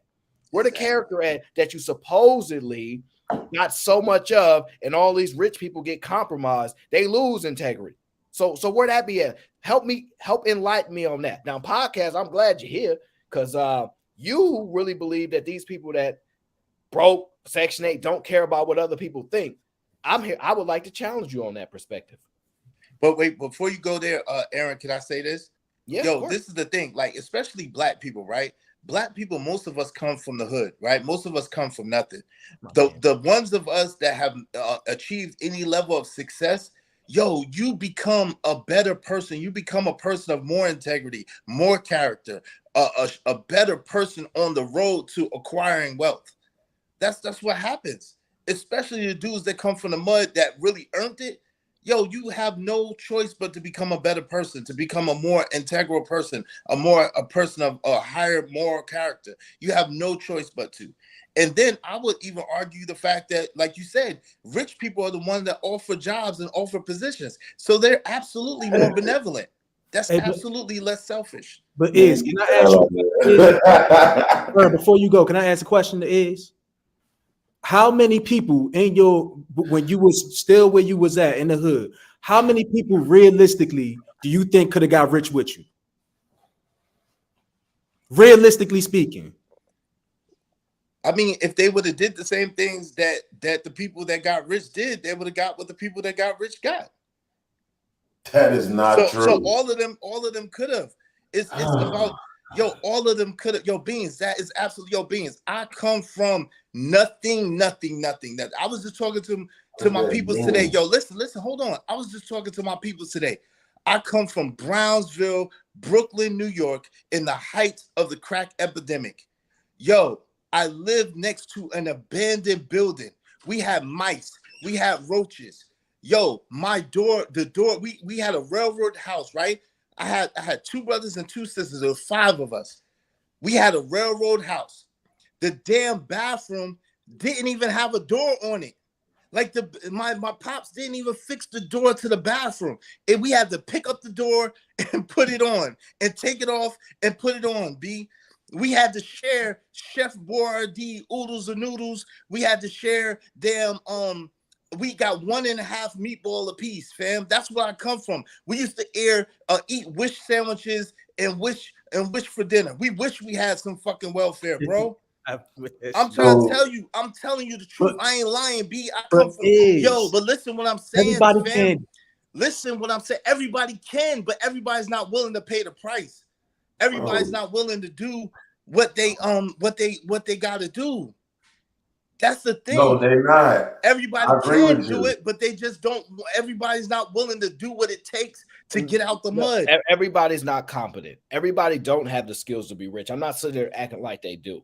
More people have the ability to be more successful than they currently are, but most people don't have the competency to become rich. They just That's what I'm saying. I agree with that argument. They don't have the ability to sustain. They don't have the ability to be consistent. They don't have the ability to grind out over time and sacrifice what it would take to do so. That's what I'm saying. But do you think they have the ability? They just don't do it. Everybody has the ability to do it. Unless you just, you know what I'm saying? Yes. No, look, I'm gonna explain. I have too much contact with people to where I just know their mindset don't have the capacity. Like they don't think at a high enough level to do these things. Like they'll work in security, but I'm like, well, damn. I like literally their behaviors is so pattern based. They do this. They walk the same way every day. They eat the same food every day. So does that mean that they can't? Yes, because they don't have the capacity to get to the next level. They can only stay at that level. Now, if they sacrifice, at some point they could build up some money. But the problem is those people tend to have too much entertainment in their life. But wait, Aaron, see, that's a different conversation. So really what you're talking about is habit, right? And so what happens is habit, we either we're either a slave to our habit or our habits are a slave to us, right? And so what happens is people become what they call asleep at the wheel. Napoleon Hill has a book called Outwitting the Devil, right? Yep. And Outwitting the Devil, the major component of the devil was complacency. Yes. The fact that people are complacent, the fact that people just are asleep at the wheel and they just let life happen to them to the point where their habits are a habit of complacent and letting life happen, so life takes over basically. Those right? are the less competent people, though. That's but that doesn't mean. But in his book, he says that everybody can, but everybody's not willing. Now, if you have a person with autism or something like that, or a learning deficiency or something like that, that's a little bit different. But you have people in the history of the world, people like Helen Keller, right?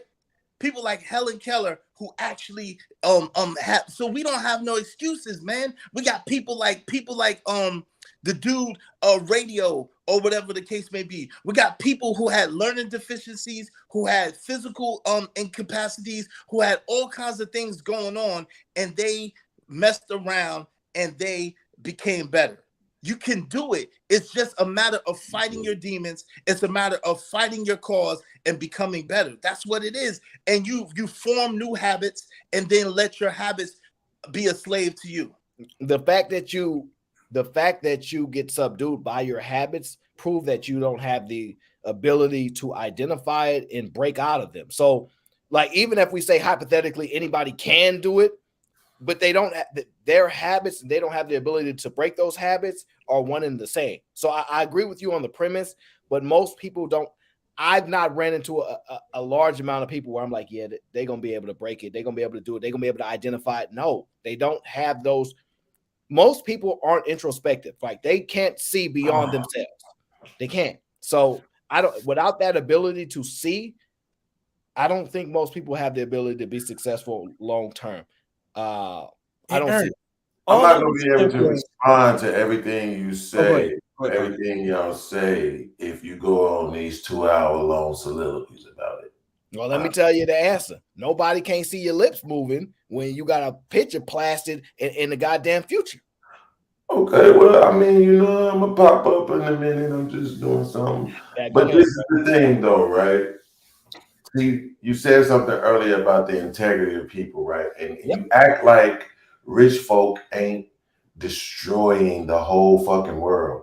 You act like they not literally polluting waters, and you know what I'm saying? You act like they don't literally kill people. You act like they don't. We act like. Let me say. Stop saying you because I don't want to seem personal.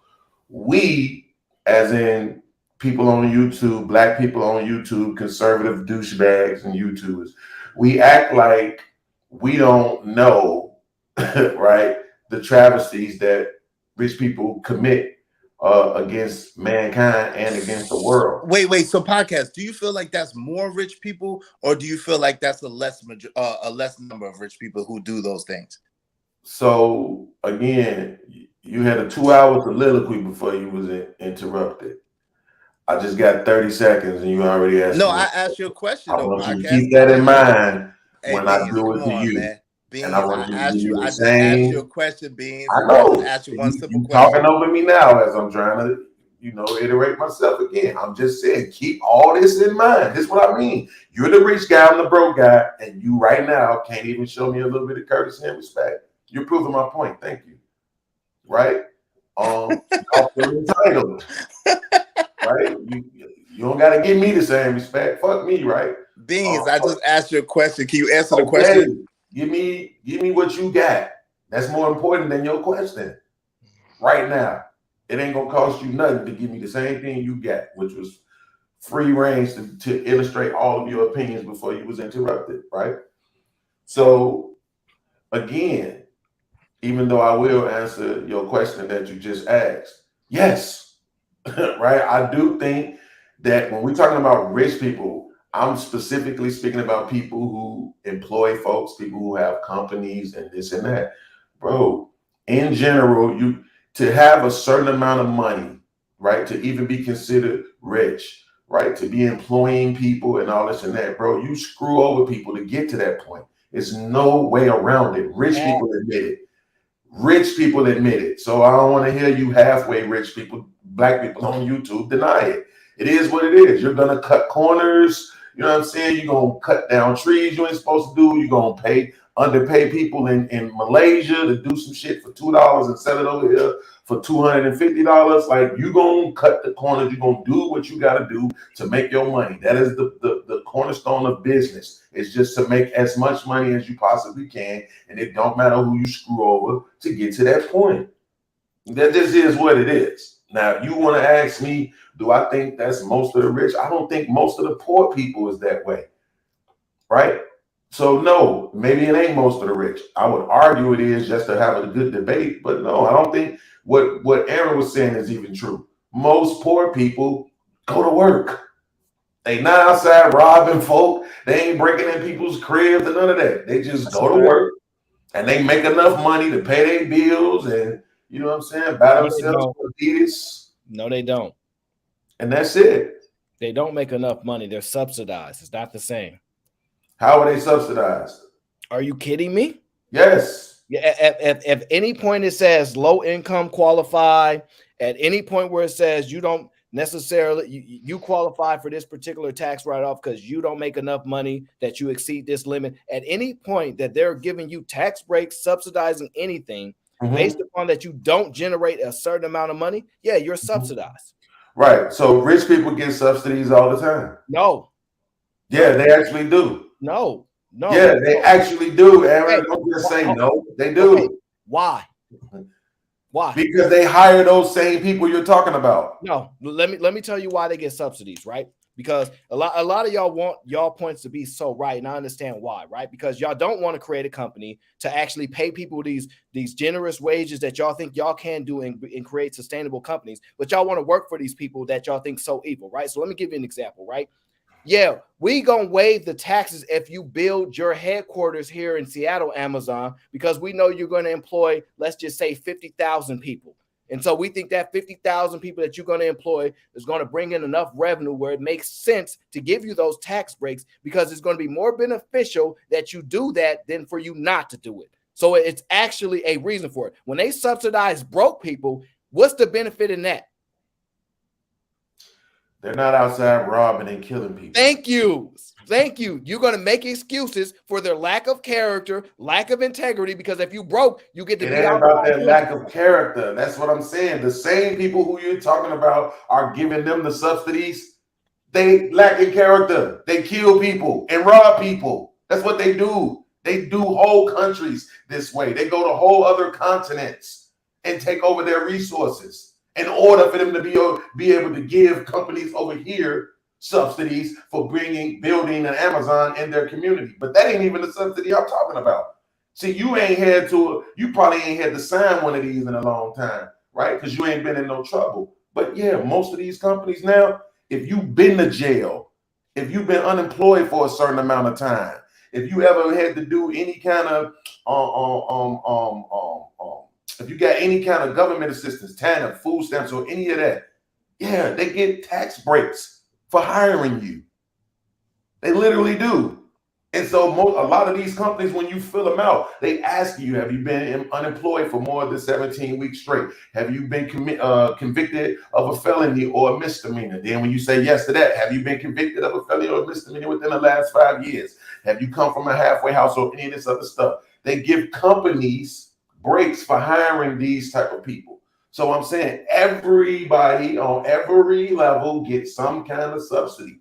We only, on YouTube, Black people, care about the quote unquote poor people because we want to separate ourselves from them, to say we're different and we're better, right? I'm different and I'm better because I get up and go to work every day and I make all this money. Or I own a trucking company, or I got a podcast that's thriving. I'm a millionaire, whatever I am. So I'm better than you. Whatever tax breaks, whatever subsidies, whatever else I get, I deserve to get it because what? Nothing. Nothing at all. So I didn't see the clip that Jay Prince was talking about, but here's the irony. There's these same people who would tell you that they agree or at least accept the idea of reparations. And then those would be the same people who will try to dog somebody out for getting government assistance. What's the difference? That there's a huge confliction in reparations and government assistance, and we can get into that. But shout out to the sophisticated jerk. He says there are way more broke people who screw people over than rich people. Shout out to the panel. Sophisticated jerk, I agree, because just based upon the math, the amount of rich people compared to poor people is very disproportional. So I would even argue, if I had to have a conversation with people, right? Most people want to be left alone, right? Yes. Most people just leave me alone. That means don't cause no harm to me. I won't cause no harm to you.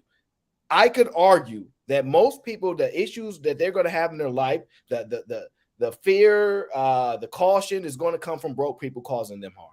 It's going to come from that.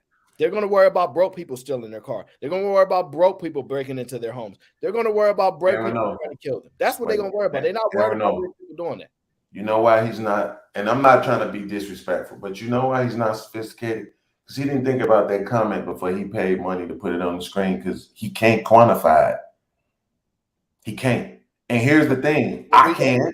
We don't know if he can quantify it or not. He can't. It's only one way to do it. And it's only one way to quantify it. And here's the thing about it. He will be wrong. Okay. If you look at the number, right? Look, there's only one way. You're going to have to look at the number of criminals. You don't get to be emotional and use your feelings and say, well, 6 out of 10 people I know are poor criminals. We don't care about your feelings. We only using numbers over here. So are you telling me that there's more criminals than there are rich people? I dare you to say yes. And Aaron, it's been a proven fact that there's more white collar crime that goes on than there is violent crime. So Quan, I love you, but hold on. Let him answer the question. Yeah, because I was waiting for that talking point. So no, I do not believe there are more criminals. Well, do you mean people that's actually been convicted and incarcerated? Yes, because that's the only number you get to use. We don't get to use our feelings. Okay, I'm not using feelings. I'm asking questions for clarity. No, I think there are. I don't know factually, but I would say there's probably more rich people than criminal. Yeah, thank you. Yeah. Thank you. So thank you for wasting your $10, sophisticated. However, that might not be his position. That's not the only way to quantify. So if his position is something else, as far as I want to talk about murders, I want to talk about who actually kills people at higher rates, more people, etc. Like things like that, then you could actually get to quantifying. Now, just a blanketed statement, you're probably right. We could argue that. Of course, because you're going to have to look at the numbers. You're going to have to look at how many people in America actually have a record, right? That's going to be a few million. And you can't tell me that there's more people who have a record than there are rich people. So that's my point. The podcast. Who in your life? I don't know if you ever been shot before. I don't know if you ever been robbed before. I don't know if you ever take physical pain, whatever the case is. Can you please tell me if you ever have? You don't have to say specifically what it was. If it came from rich people. No, it didn't come from rich people. So the things that you would tell people, the hardship that you went through in life, the struggles, would you attribute that to the experience you had dealing with rich people or dealing with broke people? My struggles, most of my struggles come from my family and from it's biological. Okay, is your family rich? No. Okay, wait, let me respond, because you asked me a few questions. The answer to all those questions was yes, right? That person who robbed me, he robbed me. That white dude who robbed America, right? Right? Yeah, I know. Rub your eyes, right? How many people lost their pensions? How many people lost their cribs? All this other stuff that happened because of those crimes that those rich white people committed. They committed crimes that affected, I'm gonna just say, right, because I don't want to over-exaggerate, hundreds of thousands of people at the same time. Versus me, I committed crime, I robbed somebody right now. That's one person. So yeah, again, okay. The impact is even different. Oh no. Okay, I want to meet you where you at. So let's break that down, right? When you take people's pension, right? And there's laws to where you actually can deny pension payments, delay, etc. The government's actually doing that right now, right? Legally, right? But if you're talking about there's people that's in prison for doing those things, that means they got punished for it. Are they in prison? Oh, you just said they went to prison for it? No, I didn't say nothing about them went to prison. I just said they did it. I just said the white people. Well, how do you know rich people? Let me not say white people. If they were never punished for it? Say that one more time. Well, how do you know they did it? How do you substantiate they did it if they weren't punished for it? Because you know what they always do. They always find a pansy that's the thing. They don't get punished for a lot of this stuff. I don't remember the white boy name, but you know for example, you can only go by the numbers of people actually being prosecuted or punished. You can't. Like for example, that dude Jared Kushner, he got caught up in all of that loan scandal and all of that, and he got rewarded for it. Shorting stocks, all that other stuff they be doing, all that manipulative stuff they be doing. Right, that costs people so much money. Okay, when y'all get into stocks, that ain't got nothing to do with most poor people. They don't participate in the stock market. So that's that's not the point. The point is this: is it a crime? Yes or no? Yeah, so that's what I'm saying. And it's rich people committing those crimes. If you're saying they did it, then that means they got duly convicted in a jurisdiction of their, like they went prosecution for it. So you're not acting like they just got away with it. We're not talking about whether or not they get away with it. We're talking about the fact that it happens. And we're saying, on one hand, we're trying to say that poor people, and again, to me, there's a working class poor, right? But I'm not trying to differentiate at this point. I'm not going to lie, for the benefit of my argument, I'm trying to keep all poor people together. We're talking about exclusively no income having poor, the criminal poor, and the working class poor. And I'm saying when you combine those classes, there's no way you could argue that the majority of those people are criminals, that the majority of those people are a threat or a danger to anybody, let alone themselves, right? I'm saying most of those people just go to work. Most of those people ain't even black. Most of those people is white, right? And then another majority of those people would be Latinos, because do some people know they actually outnumber us in this country at this point.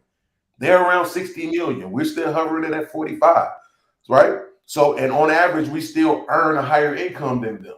So that's what I'm saying. It's a lot of poor people. I'm not trying to stunt like it ain't a lot of criminals, right? Relatively, it is. But what I'm saying is we all, whether you getting money or whether you broke, everybody has the propensity to do something that can bring cause to question their integrity. Fair enough. So let's leave money out of it then. Okay. So like I'm personally, how we gonna do that with this particular argument? Well, because I was challenging the statement that you get rich, your character, your integrity get compromised. That's why. But if you saying, nah, it ain't that, that's just people in general, I'm good with that. What you're willing to do is different. What I'm saying is this: if I'm broke, I'm willing to rob you by coming to you and holding a weapon to you and taking what's on your person. If I'm rich, I'm willing to rob you. I'm just gonna do it on paper or with a computer. I'm still robbing you. No, but hold on. If you broke, how can I rob you? You said if you broke, how can you rob me? You can take my pension. People with pensions that's broke, they still live day to day. One good setback, and it's a problem for it. You take that freedom. For real. You know what I'm saying? I'm not saying that's everybody, but I'm saying it's you just to answer your question directly. It's still a lot of people, pension and all, who live day to day, bro. Like my uncle did 23 years at Delta, bro. 23 freaking years. And I think he get like $1,200 a month now for his 23 years. You see what I'm saying? So, and guess what? He ain't robbing nobody. But hold on. There's stipulations that come with pensions. You're aware of that, yes? No, sir. Yeah, see. Yeah, your pension payments can be delayed. There are a bunch of actual legal jargon that is actually legal to where people can stop paying your pension plan, defer it, settle, like all type of things legally. And that's the problem, Aaron, because I can't find this meme. I would argue they probably scrubbed it off of the internet. Where somebody had a list of things that's crimes, and then next to it they juxtapose those same things, but they were named something different, and they weren't crimes because the government was doing it. I get the reasonality of that. I get why you would make that comparison. That's fair to make, but you can't in one breath say, yeah, rich people and then broke people in jail. We just gonna go by the numbers, and then say, well, just because they laws don't mean they should be laws or shouldn't be laws. We gotta pick a side. No, that's not what I'm saying. What I'm saying is this. What I'm saying is this. When you talk about convicted and all of that, yeah, we understand that. But it's a difference between you did this, we know you did this, right? And for whatever reason, because you ratted on some other people, you didn't go to jail. You still did it, and we still know you did it. So that's what I'm talking about. I can't name the people because I don't care that much, right?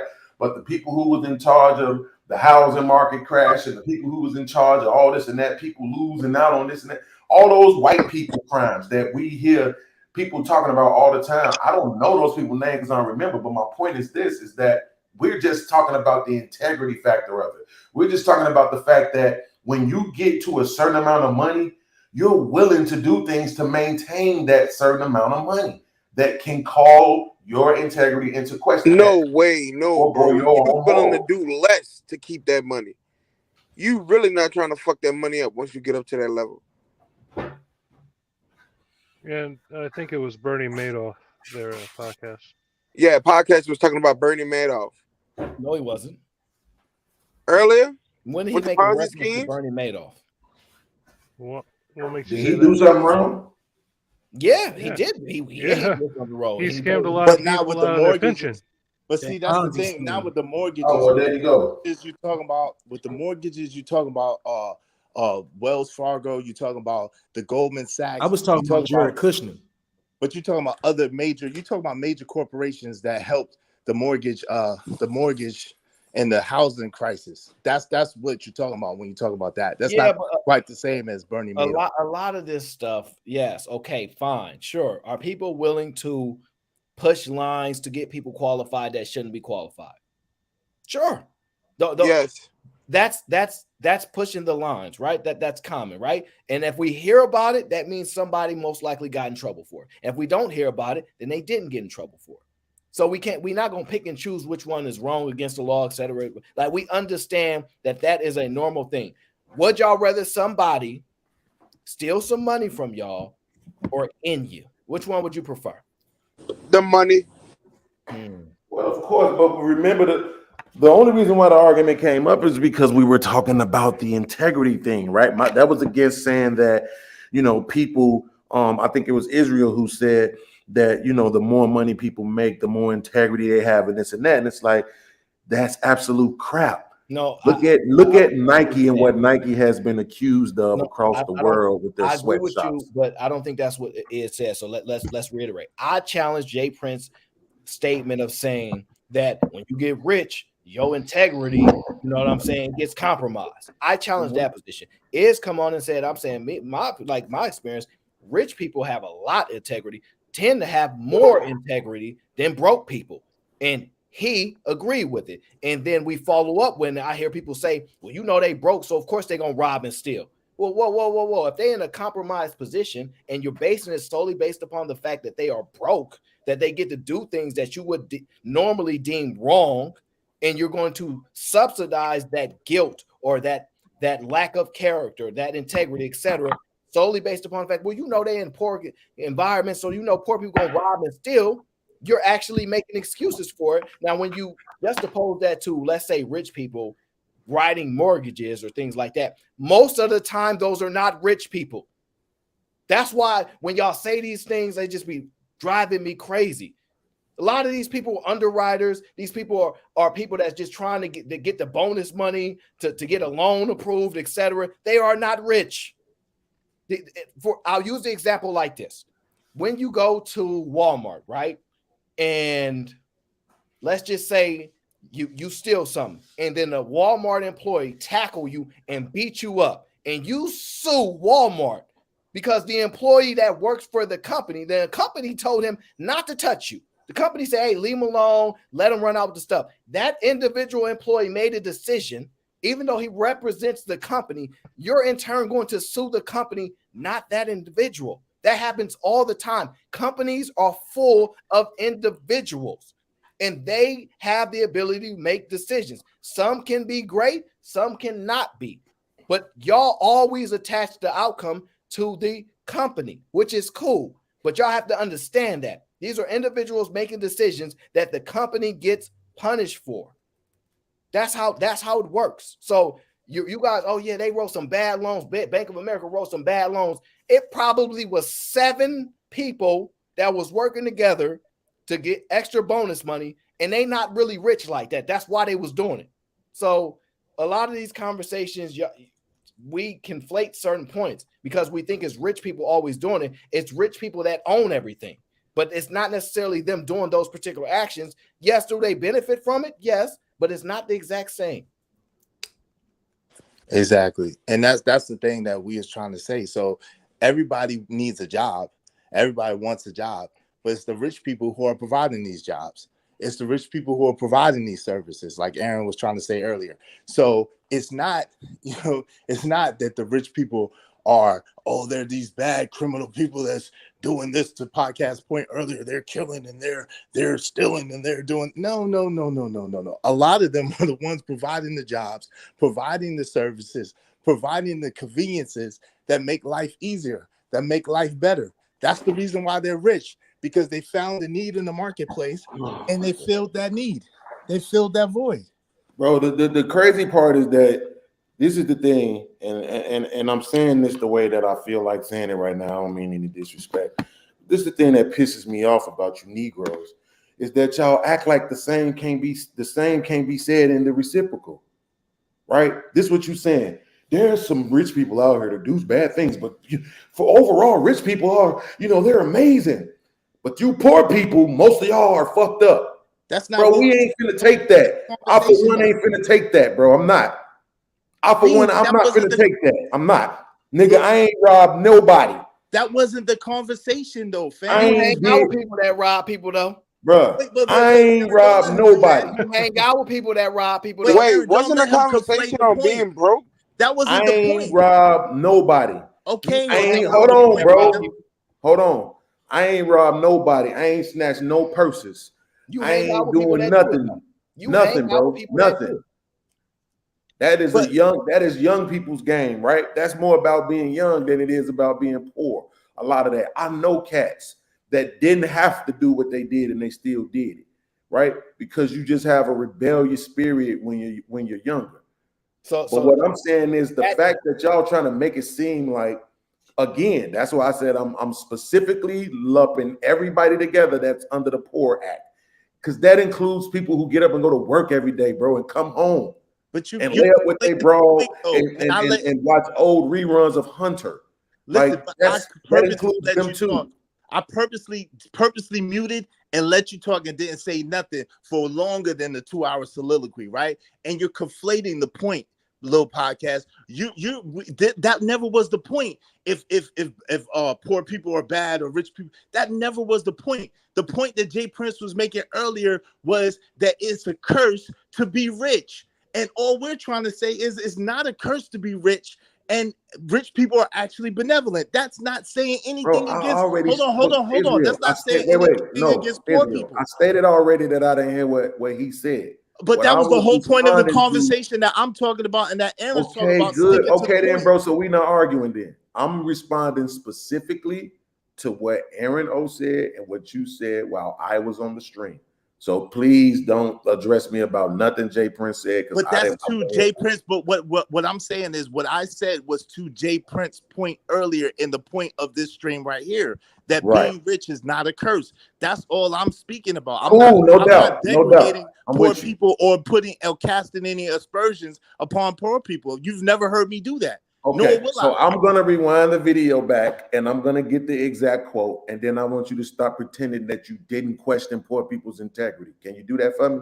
That's fine, because what I said was that rich people do have integrity, and they are the most integral people that I know. They have the most character and the most integrity of people that I know. So that's not casting aspersions. That's telling the truth. So listen. Now replay everything I've said and see doesn't that not go exactly to that. That's what I'm talking about. Everything I said has been addressing that statement. You can't say they're the most integrity just because that was an anecdotal podcast. That was an anecdotal statement. I said that rich people that I know are some of the most people of greatest integrity and greatest character. The ones that I know. Okay. I can see. I don't recall you saying that you know, but if that's the point you're making, I can see. What makes them people of great character and integrity in your eyes, Israel? Because so their philosophies and the principles and the codes that they live by. Let me try this. Can y'all tell me the benefits of broke people? Yes, they're the labor force. They're the ones who make sure your egg McMuffin is ready when you go through the drive-thru. They're the ones who make sure the shelves is stocked when you go to the grocery store. They're the ones who take your order when you go to the gas station to get your gas. They're the ones who do all those jobs that you don't want to do. They're the ones picking all your fruit for you. They're the ones babysitting the kids. They're the ones doing all that. Them poor people doing that. Those, at least where I come from, them was poor people in the neighborhood with those daycares and shit. You know what I'm saying? There wasn't no rich people. That's what I mean. They might have had some nice little, 32-inch floor model TVs. You remember the big back joints, and you had to put the vice grips on there to turn the channel once the knob fell out, right? You know what I'm saying? That might be too poor for y'all. But that's what I'm saying. Like all the working class poor, that's what they call them. People who are really like 1 week of missing work, right? Because they were sick. Before things go all the way bad for them, before they need to go get a second job to try to maintain. So you're basically saying that rich people created a job, gave it to them, and they did the job. And we should be grateful that they did the job that the rich people created the job for them to do. I mean, that might be stretching it, but you asked what was the benefit to them. The benefit is they work the jobs that we need for society for people to do. Should we aspire to be broke? Aspire to be broke? No. Hell no. No, but you shouldn't aspire to be broke. But what I'm saying is, if what you all were saying earlier that I completely disagree with is that I think most people, bro, they prefer to just go to work, right? If we could, right, we would just be able to pick some fruit off a tree, you know what I'm saying, and chill and eat. But we like eating meat. But most of us ain't gonna go hunt. We ain't gonna go kill none. Ain't gonna let nothing die. Podcast. Listen, hold on, podcast. Those jobs, right? Podcast. So, look, you know what I'm saying, hold on, real quick. Who is that? Passe? Yeah, that's me. Go ahead, bro. Go ahead. I got a question for you. Yeah. Like when you say like most people won't like grow their own, like forage their own food, grow their own food, raise their own livestock. Yeah. Do you really know how much that costs to do? I'm pretty sure it takes some money to do that. I'm pretty No, sure. it don't. No, it don't. It doesn't take. Bro, how you gonna get it? How you gonna get it? I got the connect right now. I have an uncle right now that breeds Angus beef and Berkshire pigs. You can buy a calf right now for $300. In 15 months, feeder's gonna run you about $400 to $500 for that cow for that amount of time. In 15 months, the cow will be right there at about 1,100 pounds. It costs you $400 to get it butchered. In a year and a half, you'll have anywhere between 700 pounds of beef. A pig takes 6 months to get the feeder level. It costs about $205 to get there. You need 1 acre. 1 acre can suffice with 2 cows, 3 pigs. They can live on that. Okay. What percentage of people have an acre of land? The average acre of land, the average acre is about right there at about 2,100 in the country. Granted, that is farmland. Granted, that is farmland. You ain't getting that in no city. You're not getting that in no city. Right. Exactly. And that's part of the problem, as I've been hearing people say, is that it ain't that we don't have enough spaces, that we have people condensed to these cities, right? And so that's what I'm saying. But I take your point, Passe, I do. But the thing is, this is what I'm saying. Most people, I believe, bro, would rather just have, I'm gonna get up, I'm gonna go punch the clock so I can earn my little bread, and I get to come home and chill, right? Because you don't necessarily want the responsibility of a business. You don't want to have to worry about employing people. You don't want to have to worry about insurances. You don't want to have to worry about contracts. You don't want to have to worry about, maintaining the company. Okay, stop right there. Stop right there. No. Stop. Why do we defecate on the people that do, though, Aaron? Hold on 1 second. Now, podcast, I want to ask you, if people don't want to worry about all those responsibilities, wouldn't you argue that the person that does is better than them? No, because when you say better, right? If you say, would I argue that the person is better at it? Yeah. Right. But no, it's not that it's better than them, bro. Because here's the thing, Aaron, I don't want to do it. Right. I remember one of the first conversations I had with Anton was about my trucking company, and he was upset with me about the fact that I was trying to limit myself to 3 trucks and $100,000 a year. Right. Anton don't like limits. But my thing is, I don't want to be responsible for the other thing. I had the opportunity to do the entrepreneurship program with Amazon, but they wanted to start you off with 5 trucks, and they wanted you to have a minimum of 20. I didn't want to be responsible for 20 trucks. People need more jobs, bro. You want to help people, don't you? I do, but it ain't like it ain't no jobs. But if we got enough people like you that are saying, I'm not willing to take on this responsibility, create more jobs to help more people that need the help, don't you think that's going to be a problem? I get your point. Exactly. I get your point, but I would only, and I concede to it. The only argument that I would make to that is that we actually have enough jobs, right? It's just, bro, I just tried to get a job moving cars for the auto auction. They denied me because I got a domestic from 7 years ago, right? Like, all I'm doing is moving fucking cars, bro, around a damn parking lot, and they said no. But right? if you own the corporation, you can't deny yourself. And then you I understand all of that, bro. Listen, look, you preach it to the choir on this one. I own a trucking company that I'm trying to change over into a car service, executive car service. So believe me, I want ownership. That's because I understand with my background, it's best for me to be in charge of the streams of income that I have, because I can't depend on other people to employ me. That's why I said I can see to Aaron's point. The problem is, what I'm saying is that's not most people.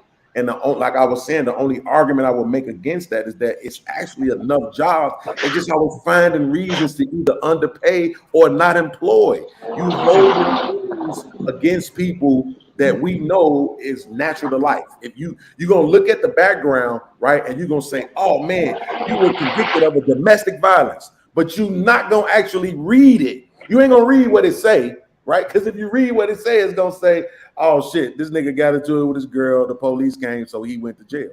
You ain't finna see he beat her and he choked her and killed her and he broke her ribs and he sent her to the hospital. It's not finna be none of that. It's finna be that nigga and his girl got into it and he was the man, so he went to jail. That's how that worked, right? But they don't care about that. It's you got the conviction, so fuck you with this job. And so that's what I'm saying. Like I think it's enough jobs. I just think the pay is too low. I'm sorry. Go ahead, Aaron. No, I'm trying to figure out why you speaking with the emotion part, with the caring aspect, right? Like, why the hell do they need to care? Why do they need to care about what? Why have you? Okay, I'll give you an example. About my background part? No, not specifically you. I don't. About the background part though. No, I'm saying if I tell you, hey, this is my requirements for this job, you fill it out and it says, hey, no felons or whatever the case is. I mean, I don't give a damn what you did, bro. It's that's my qualifications. I'm not about to go through all these other applications and be like, man, let me figure out what really happened though, because it might not be that bad. I ain't got time for that. I got other things to take care of. I need this job filled. I'm moving. I'm doing things because I want more responsibility to help more people, while other people are saying I want less responsibility so I can focus on myself. Well, here's the thing, a high percent, especially when you're in certain communities, right? Here's what we're trying to say. All these poor people are gonna have, they basically criminals. That's what we're saying already, right? So yeah, they criminals. Yeah. When you're in a certain community, guess what? There's gonna be a high chance. It's a reason why you asking the background information in the first place. Because you know there's going to be a high percent chance that the people who apply for these specific jobs, especially jobs that aren't demanding, jobs that don't require any skill or educational background, and jobs that aren't paying very much, you know the people that's going to be applying for these jobs, right? And so you're saying, hey, listen, we'll overlook some things, but we won't overlook other things, right? We'll overlook misdemeanors, maybe some traffic stuff, this and that, but then you're going to say, domestic misdemeanor or not, you're going to look at that as a violent. No, what I'm saying is, let me tell you my biggest issue with people are, right? Shout out to my man Omar. Yeah, shout out to the biggest issue that I have with people. What's up, Sean? What up, Poppy? What's going on, Lee? The biggest issue that what's up, Aaron? I ain't want to cut you off. No, you good, bro. No, I see views. I see you got the views. I'm watching you. But no, this is keep it inspiring. This is my biggest issue, and I'm gonna tell you what it is, because you touched on it about responsibility, right? I don't understand how somebody could look at Sean. Hey, Sean, how many employees you got? Well, I got 10, but I'm looking to expound on it. Well, honestly, I'm gonna be honest, Sean, you should pay them more money. Now, I'm gonna be honest, it's gonna be tough to run a business if I'm just paying them more money. Like there's certain things I gotta do to keep the business running for the 10-year, 15-year plan. I know you think because I made $1 million last year that's going to happen next year, but I might only make $500K next year. So I got to project 5, 10, 15, 20 years out for a sustainable business model. You just going by what I made last year because you think in your short term. So if you don't want to create a business, pay these people this exuberant amount of money so that you can say, yeah, I got good character. I'm paying these people a whole lot of money. I created this job and sustain that business. Why in the hell do we tell people that have been employing people for 50 to 100 years how to run their business models? Because that's my biggest issue. Most people do live in the short term, though. The people you're hiring need that money like now, right? Mm-hmm. But the question is why are they trying to tell people who's been running their business successfully for long periods of time how to run their business? That's the question. Because they need the money to live, right? I think that's a tricky question. We're not trying to tell you how to run your business. We're trying to tell you how to treat people. That's no. But yeah. All right. Hold on. Let me jump Lee. I see it's about to get turned up. Omar says, shout out to Willie Lloyd, Vice Lords and good times, part of Chi-Town culture. Had me wanting to press J.H. Evans. Omar, you always causing trouble now. Stop pulling up these memories, making people reminisce now. Here's the biggest issue, my man. Right? Oh. Yeah, shout out. Here's the biggest issue that we just uncovered together, right? Do y'all understand the purpose of a job? Do y'all understand the purpose of a job? See, because y'all have this crazy belief, and this is why I have a lot of respect for people that own businesses, that create businesses, that employ people, because y'all think your job is to pay your bills. It's not their job. It's your goddamn job to pay your own bills. Their job is to make sure they do what they said they was gonna do. If you come here and work these 8 hours, I was gonna pay you your $125. Now I'm just throwing an arbitrary number out. Don't get caught up on the math.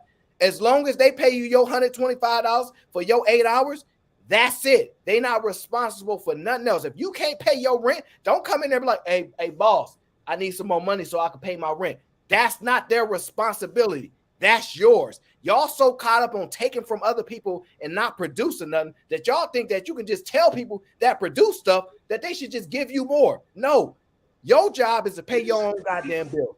Their job is to make sure that they pay you for what they said they was going to pay you for. And most jobs are doing that. I know y'all want to get caught up on all this one card. They taking their pension away.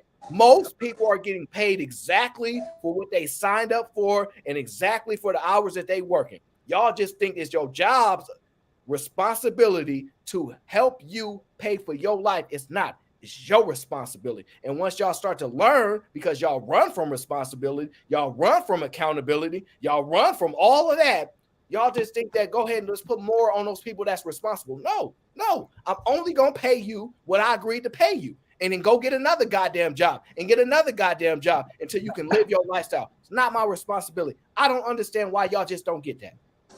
That's facts. I go, geez, facts. And you bring up some good points, Aaron. I think one of the best companies I ever worked for. Bullshit. To your point, Aaron, they didn't necessarily give people pay raises. They gave bonuses because they knew, like you said, the revenue may drop from. I think their revenue was probably like 30-something million. It may drop from 30-something million to 20 million. But the problem is we don't understand what the profit margin is for businesses from the outside. You know, like when you look at restaurants, their profit margin is generally around 30%, which is why I don't do restaurants. You know what I'm saying? Because I don't like those margins. You know what I'm saying? Like say for instance, for me, my margins are anywhere from 250 to 900%. Right? So I have more room to play. One thing I did personally in my Chicago store, my staff, they were hourly, but what made more sense for me is like, you know what, I give you a base salary, but I'm also gonna make you commission, so it incentivized them going hard. You know what I'm saying? So it effectively, when you get them commission, it effectively kind of makes them a partner. You know what I'm saying? Like the more you sell, the more you can get. You can make $100 a day, or you can make $1,000 a day. I don't give a fuck what you make. It's up to you. You know what I'm saying? And now, in your experience, Sean, I'm sorry to cut you off, bro, but I want to just grab from your mind. Do you think most people prefer a sales job, or most people prefer their guaranteed hourly money? Most people prefer the guaranteed. Even me over the years, I preferred guaranteed because I was scared of sales until I became an entrepreneur. Even though, you know, I was a street entrepreneur, for some reason I was scared of sales. You know what I'm saying? Because I don't know, but but with sales, boy, you make exponentially more. If you're a go-getter, you're gonna make exponentially more. But what it is, bro, a lot of times we're unwilling or scared to bet on ourselves. Yeah, that's really what it comes down to. And the last you breaking up a little bit, Sean. The last one I was going to about. You're breaking out, Sean. Yeah, it's breaking up and you pause like you're freezing on the screen. But I was gonna say, to your point, you're right, because I went through that as well, like being afraid of success, because not necessarily betting yourself, but it's like, bro, here's the thing.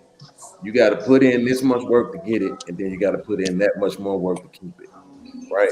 So the way I look at it is, how much is it going to take me to get to this? Okay. Then after that, how much is it going to take me to keep that? Okay. I ain't willing to do that. So let me figure out what it is that I'm willing to do. And then how much, what can I actually expect to generate from that? And then that's what I'll do, because I'm not trying to just like open up a business and then just go hard with the business. Like, fuck, I don't want to commit to nothing like that. You know what I'm saying? I just want to have my streams of income in place that can pretty much run themselves. You know what I'm saying? And I can buy my time back. And you know, like literally, bro, I woke up today, I got a voicemail from my little brother saying that one of my cousins who just came home yesterday from jail went to sleep and didn't wake up. Sorry. He literally just came home yesterday, went to his girl crib, never woke up again. Right? So that's what I'm saying. Like, bro, time is time to me is the greatest resource, right? Me too. I get Oh it that man, some people off a feel by the hustle and bustle and all of that. The facts. only time I could say I really felt that way was when I first was doing the podcast and when I sold weed. I might have maxed out, right? It's very possible that I'm never gonna do better than I just did in the last year Low on the podcast. podcast. Can I ask you a quick question just based off of what you said? So do Yeah. you believe that moments, you know, speaking towards time, right? So do you believe that moments is really the true value of a person's life? If your time is everything, right? Then the way you spend that time, right? The moments that you have in that time, is what I believe is where and that's what I'm saying. Where real value comes from. But yeah, that's what I'm saying, bro. Because for example, let me just say something. Like, for example, it could be a well, rich you dude. posed it as a question, I thought, but go ahead. Sorry, my bad. You're right. No, it's all good. It's all good. Yeah, go ahead. Finish your thought. I was like for example, like a dude that's rich as hell. He's so rich, he's so popular that he can't even go outside, right? He can't even enjoy walking down the street. And you hear them talk about this, like, damn, man, like, I don't want all this money. I can't walk down and talk the street. I can't go to the corner store. Right? So that's fame, Lee. That's famous. No. I said rich too. Like, I'm like any type of rich where you have an excessive, like where you can't even help that you when you pull out the garage, you gonna just make everybody want to take the long road. That's still home. fame, like Israel said. Yeah, it's fame, but I think we can accept that there's a certain level of richness that comes along with that. That's just having money, not fame. Bro, hold up, slow down. Stop trying to water down my point, Israel. Listen, I'm just talking about a guy with money. If you got a lot of money, you are it's going to show in some form of fashion. Don't stick to what I'm just saying. It's going to show in some form of fashion that's going to make you want to be more defensive than a person that doesn't have it. That's all I'm trying to say. If you don't believe that, that's crazy. But at the end, you think that? I mean, you got more to protect. You got more to protect. So what? What you mean? So what? Listen, wait, hold on. This is wait. This is a lot of millionaires that you would never know. I gotta stop sugarcoating. Well, most rich people are not famous at all. This is a loser's mentality. I'm not talking about rich famous. I'm tired of sugarcoating it. It's a loser's mentality that says, "Oh, yo, I don't want to be rich because everybody's gonna want to take what I have, and because I have more, I got more to protect, and I can't. I don't know because I'm rich, and then people gonna want what I have, and they're gonna want to take it, and then but who says that, bro? Mentality, fam. What are we? That's not where I was going. Hey, Lee. Quick question. Hey, Lee. I understand what you're saying, bro. I understand where you're trying to go, Lee. But to Israel's point, Mr. Black Sheep, it looks like he's a truck driver. For all we know, he could have a whole fleet of trucks, and he looks like a normal dude, and he could be worth $3 million for all we know. And like my whole circle, I'm not trying to sound no type of way, but my whole circle is millionaires. You know what I'm saying? And you would never know. And I think a lot of times when we think of millionaires or rich people, we think about it in a certain way. We don't think about it in terms of how net worth is really calculated, in terms of assets and things like that. So I understand where you're going. And sometimes what you're saying is absolutely true. But there has to be a fame aspect. Now, a lot of my friends, they may drive, like one of them, right? He's worth about $10 million, but he drives an Acura RDX because it's paid off. I'm lying. It just fucked up, so he bought a Tesla finally. But you would never know he's worth that much. And Beans will know this. He stays right on 37 and King Drive, right where IDB Wells used to be, in a brownstone. When you see him, you would never know he's worth so much money. So I get what you're saying, Lee. And you're muted, Lee. Wait, you said he stays on a brownstone, though. I would know. Right. Oh, God. Like, then you just said he got a Tesla. I would easily, like, hey. Listen. Oh, my God. I'm not trying to if I see where he lives at, I would know. I just respect. But right. If you saw where he lives, I just respect the money. When money becomes exposure, regardless of how you look at it, when money becomes exposure, I'm gonna say it again. When money becomes exposure, you're gonna be exposed to more things. You're gonna be able to go out more. You're gonna be able to do what you want more. And the more you are exposed, the more vulnerable you become. That's the only point I'm trying to make. I'm not trying to say run from it. Embrace that as a man. That makes sense. You should be able to want to walk into that dark room and not be afraid as a man. So to say that I'm trying to speak of be afraid of it, no, I'm just saying acknowledge it. That's all I'm saying. Let's acknowledge it. That like for example, right? I can go back to where I'm from. I can go back to where I'm from in Hoboken, New Jersey, right? And I still see Shout out to Hoboken. crackhead. Shout out to Hoboken. And I still see a crackhead that I knew when I was 10 years old over there. That crackhead done lived longer than Kobe, right? Kobe's exposure, the fact that Kobe like, yo, I can fucking fly a helicopter. Yo, shout out to my boy Kobe, R.P. to Kobe. God rest his soul. But yo, I swear, I like when Kobe passed, like, damn, I kind of hated like the fact that people have so much exposure because of the currencies that they got, that they doing super excessive shit that's putting them in ill spots. Same thing with Takeoff. Yo, I'm rolling dice with a bunch of dudes I don't know with a bunch of diamonds on. Who not gonna hate on me? But he you know what I'm saying? Like Takeoff wasn't doing that, but you know what I'm saying? No. You gotta understand. And yo, we all damn, little podcast get it. It's always gonna be haters around. That's when I'm like little podcast must have been on the other side of the coin, if you get what I mean. It's always dudes around that's just like when you broke and we know it's broke. Damn, this shit. Y'all hear that? That's super loud. No, you good. I'm good. Look, let me say this. There's always gonna be broke dudes, and I'm just saying, let's acknowledge the fact that who's speaking. Let me say this because I don't want to say broke dudes. It's gonna be guys whose method, right, of coming up, increasing they currency is taking it. It's that simple. It ain't got nothing to do with exactly. Bro, I know guys from the hood. I'll be honest, they was all BDS niggas and GDS niggas from the South Side, right? But I'm talking about these dudes had weight in the streets, right? Niggas used to do all kind of shit, have pit bulls and dogs that they bred. Them niggas still robbed people. They still did it, bro, just because, like, that's just who they was. That don't have nothing to do with being poor. That's what I'm trying to tell you. Some dudes just get it like that. In Chicago, we say get it how you live. Some people just get it how they live, bro. Yeah, like, but most people rough for they got the bag. Niggas got all kind of old school muscle cars and shit, and still was robbing people, bro. So and there's a hood in every state. But the majority of people rob people because they need to, though. It's not because they want to. I mean, I'm not gonna argue either way for that. I'm just saying, like, to me, to commit the act of robbery, that's everybody ain't willing to do that, bro. Everybody is really not willing to pull something on somebody and take something from them. Yeah, I don't think the majority of guys is willing to do that. Because you're not guaranteed. I understand Lee's point, right? Because, bro, when I was in the hood, I hustled. I was on the block with niggas who hustled. That's what it was.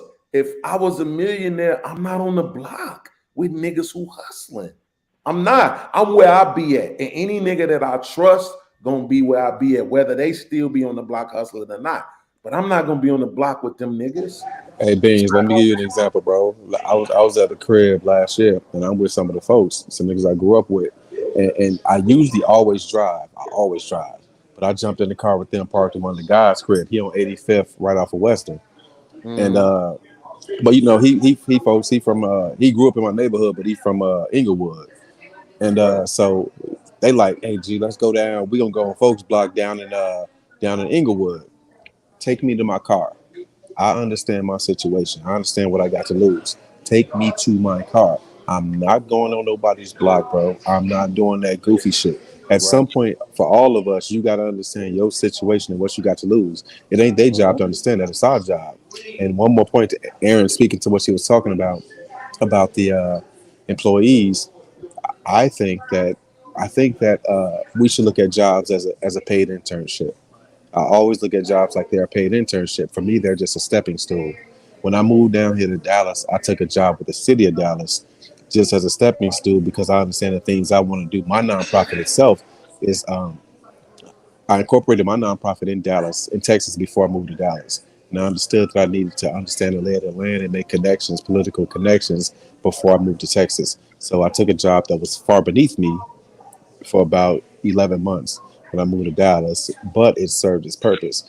And when you have a job, every company I've had, every store, whatever, I built it while I was working. You know what I'm saying? If you gotta have, it's like having two jobs, two full-time jobs. But while you have a job, you have to build the other businesses. You gotta find a way to make your money make money, or you're gonna fucking lose out here. You're gonna be you're gonna be in a position where anytime a motherfucker want to give you a pink slip, they can give you a pink slip and you're fucked. You have to use that time to cultivate the next thing. Yeah, but most people are workers, though. That's just how life is, man. There is no way around that thing. 95% plus of the people is gonna be working, gonna die working. You're right, Poppy. And if they wasn't, who would be working for all these businesses we would be starting? You know, I know, bro. People act like they don't like going That's to fast food real. spots. And that's why I was saying Starbucks. initially, like everybody realistically can be rich. Like that's not true. The whole world can be rich. That's not true at all, bro. Nobody said. Yeah. You need to stop it. For real, that's not true at all. I don't know where you get that from. Aaron, I have heard people on panels say, yo, everybody needs to be trying to get to 6 figures. And it's like, bro, I heard one smart person right say, bro, if everybody get to 6 figures, 6 figures is going to be worth what 40K is worth. But see, that's why you can't listen to everybody. This is the problem with how information is disseminated. This is why they say don't listen to broke people, because they don't know what the hell they talking about. At least listen to somebody that has a proven model that you can say, all right, you at least doing something. Because you got to understand, everybody got an opinion. Everybody got one. So you gotta control the information that's entering your mind. You just cannot have everybody with these opinions, bro. The reason why is, at the end of the day, would you rather hang out with a bunch of rich people or a bunch of broke people? Who would you rather hang out with? Rich people. Yeah, life is different. Broke people, they more fun. They got more stars. Nah, life is Poppy. Rich. Hey, Aaron. But hold on. This is the part that kills me, yo. Aaron, this is my challenge for 88% of the people live paycheck to paycheck, right? They don't even got $500 in their savings account, right? This is facts. This is on paper. But some way, somehow, on YouTube, 100% of the people are 6-figure people. I don't know how we was able to put this together. But look, it's only a small percentage of people that's on YouTube, though. But the thing is, too, that you got to think about it. It's only a small percentage of people who are content creators doing big things on YouTube. So it's not like, you know what I'm saying? It's not like, yo, that represents everybody. Everybody's on YouTube and everybody's winning here, Israel. Everybody's getting it. You know what? But there's a lot of people getting money. You know what I'm saying? There's a lot of people getting money. It's just true. People like Aaron. Aaron, I have a different level of expectation for somebody like Aaron. That's why I always come over here. So say me and my frat brothers, we started something. We have 2 different investment clubs, right? So we took something that was a fraternity and we turned it into something that's a wealth generation tool in this leadership development.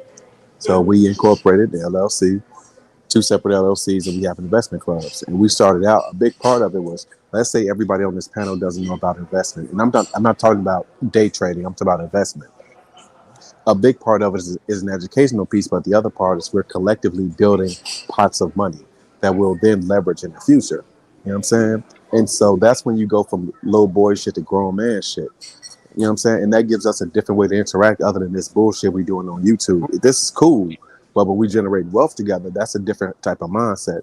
What we generally are missing beings like us in the hood, bro, us, Israel, we hustle. So we had the mindset. We just didn't understand. We didn't understand that it translated into legal things. And nobody had ever walked me into the legal realm of money, making our money make money. You know what I'm saying? So people like Aaron, I expect you to be the person that can be like, look, this is what I'm starting. I don't care if it's 20 of us, like we started with 23 of us with our first investment club, and it's grown from there. And only the serious people will get involved in it. And then you become a person who's not just on YouTube talking about some shit, you're doing some shit. And we have tangible results that we can show. This is what we're doing. Those of y'all who want to get down, get down. Whoever don't, you can stay on YouTube fucking talking. I agree with you, Sean. That's why I'm dumb. I like to play dumb. That's what they taught me how to do. I was dumb. I don't know nothing. No, not me. Yeah. Don't never reveal your hand. You know, that's the key. The problem is y'all know which people on YouTube capping.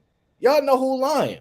Why y'all sitting there acting like y'all got all these abilities to identify things? But you be entertaining them, Aaron. You be entertaining them, man. I be No, paying I'm games. just telling. I see you. You know these niggas be lying, and you just let them get away with that shit, bro. Look, I can't. That's Listen, why I like Poppy. If I try to stop every broke guy from having, bro, I listen. All my gray hairs will be coming out right now. I'm not. That's not my goal. But you know you lying, son. They be screaming. One thing I noticed is niggas be screaming all these good points, this statistics, and all this bullshit. And these niggas are the same niggas doing the fucked up shit that they speaking about. That's the part that kills me. Yeah, I ain't never been listening to them. I know which people actually know what they talking about, which ones, and everybody else is just, I gain nothing from trying to prevent them from destroying themselves. So go ahead, buddy. You got it. That's not a win. So I get what Sean is saying. I understand it. Because like I say, everybody on YouTube ain't getting rich. Everybody ain't got money. But if y'all want to believe they do, go ahead. I'm not going to sit here and tell y'all not to believe them. That's your choice. But I'm gonna be doing what I do in real life. I can't. I mean, I believe it ain't that I don't believe. Look, I'm gonna say it ain't that I don't be believing it, right? Because most of the people who talk about they got the bag, as far as I can say, I believe them niggas, right? Just off the top of my head, man, Drell, Anton. I found out about Truck a year earlier. Sean. Not me. Oh, yeah, it's a few, and I don't have any reason to not believe them. But the thing is that all of them ain't douchebags, right? Look at was probably the first person he was probably the second person after Anton that I was like, yeah, he got the type of money he talking about, right? And he still ain't no fucking douchebag, right? He's not so successful that he has to come on YouTube and pretend like there's no such thing as racism, there's no such thing as white supremacy, there's no such thing as oppression, there's no such thing as a conspiracy to undermine black boys, black men, black women in the black community at large. He don't have so much money that he has to pretend like those things don't exist because I want to be a part of the billionaire boys club. So I can't speak against, the certain demographic of people who I'm trying to, be. But there's a market for that. Let me tell you what broke people like to do, right? And I'm just above broke, just above. Let me tell you what broke people like to do, right? They like to look at somebody else doing something and say, if I was you, I would do it this way. So the key is go out and do it your way and prove that your way work. Most people cannot do that. So I'm telling you, I'm not going to sit here and have these conversations about, they're oppressing us and this and that. Because if you had $10 million, your conversation wouldn't be, oh yeah, this oppression sure hurt right now. So they trying to tell you, go get some money. And if you still feel the way that you feel about this oppression, put some money behind some actions to change it. Because most likely you being broke ain't gonna change nothing. It's just gonna have you talking. That's disingenuous. That's disingenuous. And let me tell you why it's disingenuous. You can shake your head all you want to, rich man Israel. You know why? You keep calling me a rich man? I'm gonna accept it. Bro, it is what it is, bro. I'm not. Look, because the argument. This is the first thing he said. Do it. Prove your way work. Work to do what? Prove that my way works to do what? Okay. Right. Well, I wasn't talking about you specifically. I know. I'm just playing devil's advocate. Got you. Let me clarify the point. It's not my job to come over here and be like, racism is still around. They are trying to prevent black boys from seeing. I don't give a damn about none of that. It's another YouTube channel that want to cry about it. And if they got the results that you want, go holler at them. But over here, we not worried about that. We moving like this. Put yourself in a position to where you have a choice to say, yeah, you know what, all this money, and they still is oppressing me, and see if you truly feel that way, instead of being in a victim mentality to where you only feel that way because there's no other option to think or feel. That's why I'm saying about being disingenuous, right? This is what you just said. You just said, get this money, get all this money, and see if you say they still oppressing me. What did I just say? I said, got all that money. And I said, he don't act like a douchebag, like he has to not acknowledge that these things exist. It don't make it personal, right? Here's the thing. Here's the thing, Aaron. Here's the thing, Aaron. Even on these channels, we don't shy away from grape. We changed the word to grape, but we don't shy away from it, and we don't pretend like it don't happen. And we don't say, well, they got channels over there where they doing all that complaining about that over there. We'll still have a conversation about it. And that's all I'm saying, is that on these specific channels, not that it's personal to me.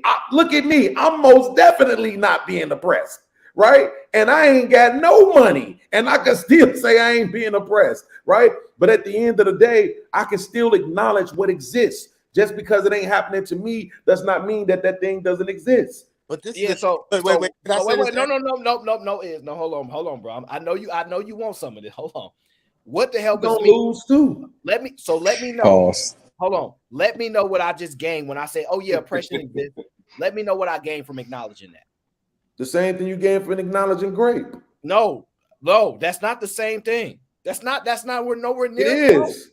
No, because the only thing you do gain is that you. Nobody's coming to me saying, "Hey, yo, can you acknowledge that this is grape?" Nobody's coming to me saying, "Hey, acknowledge this. You know it's happening." They're not doing that. Nobody ain't doing it about the other stuff either. They are absolutely saying, "Hey, you come on now. Y'all know we oppressed out here. Y'all know it's hard to make money. You know they ain't got jobs right." They are absolutely coming to people saying, "Acknowledge that." Okay, so then if that's the way you want to say it, then yeah, the women are. They are coming to you that way. Because that's exactly what they do when we have certain conversations and we trying to talk to them like about the ABOITION word, right?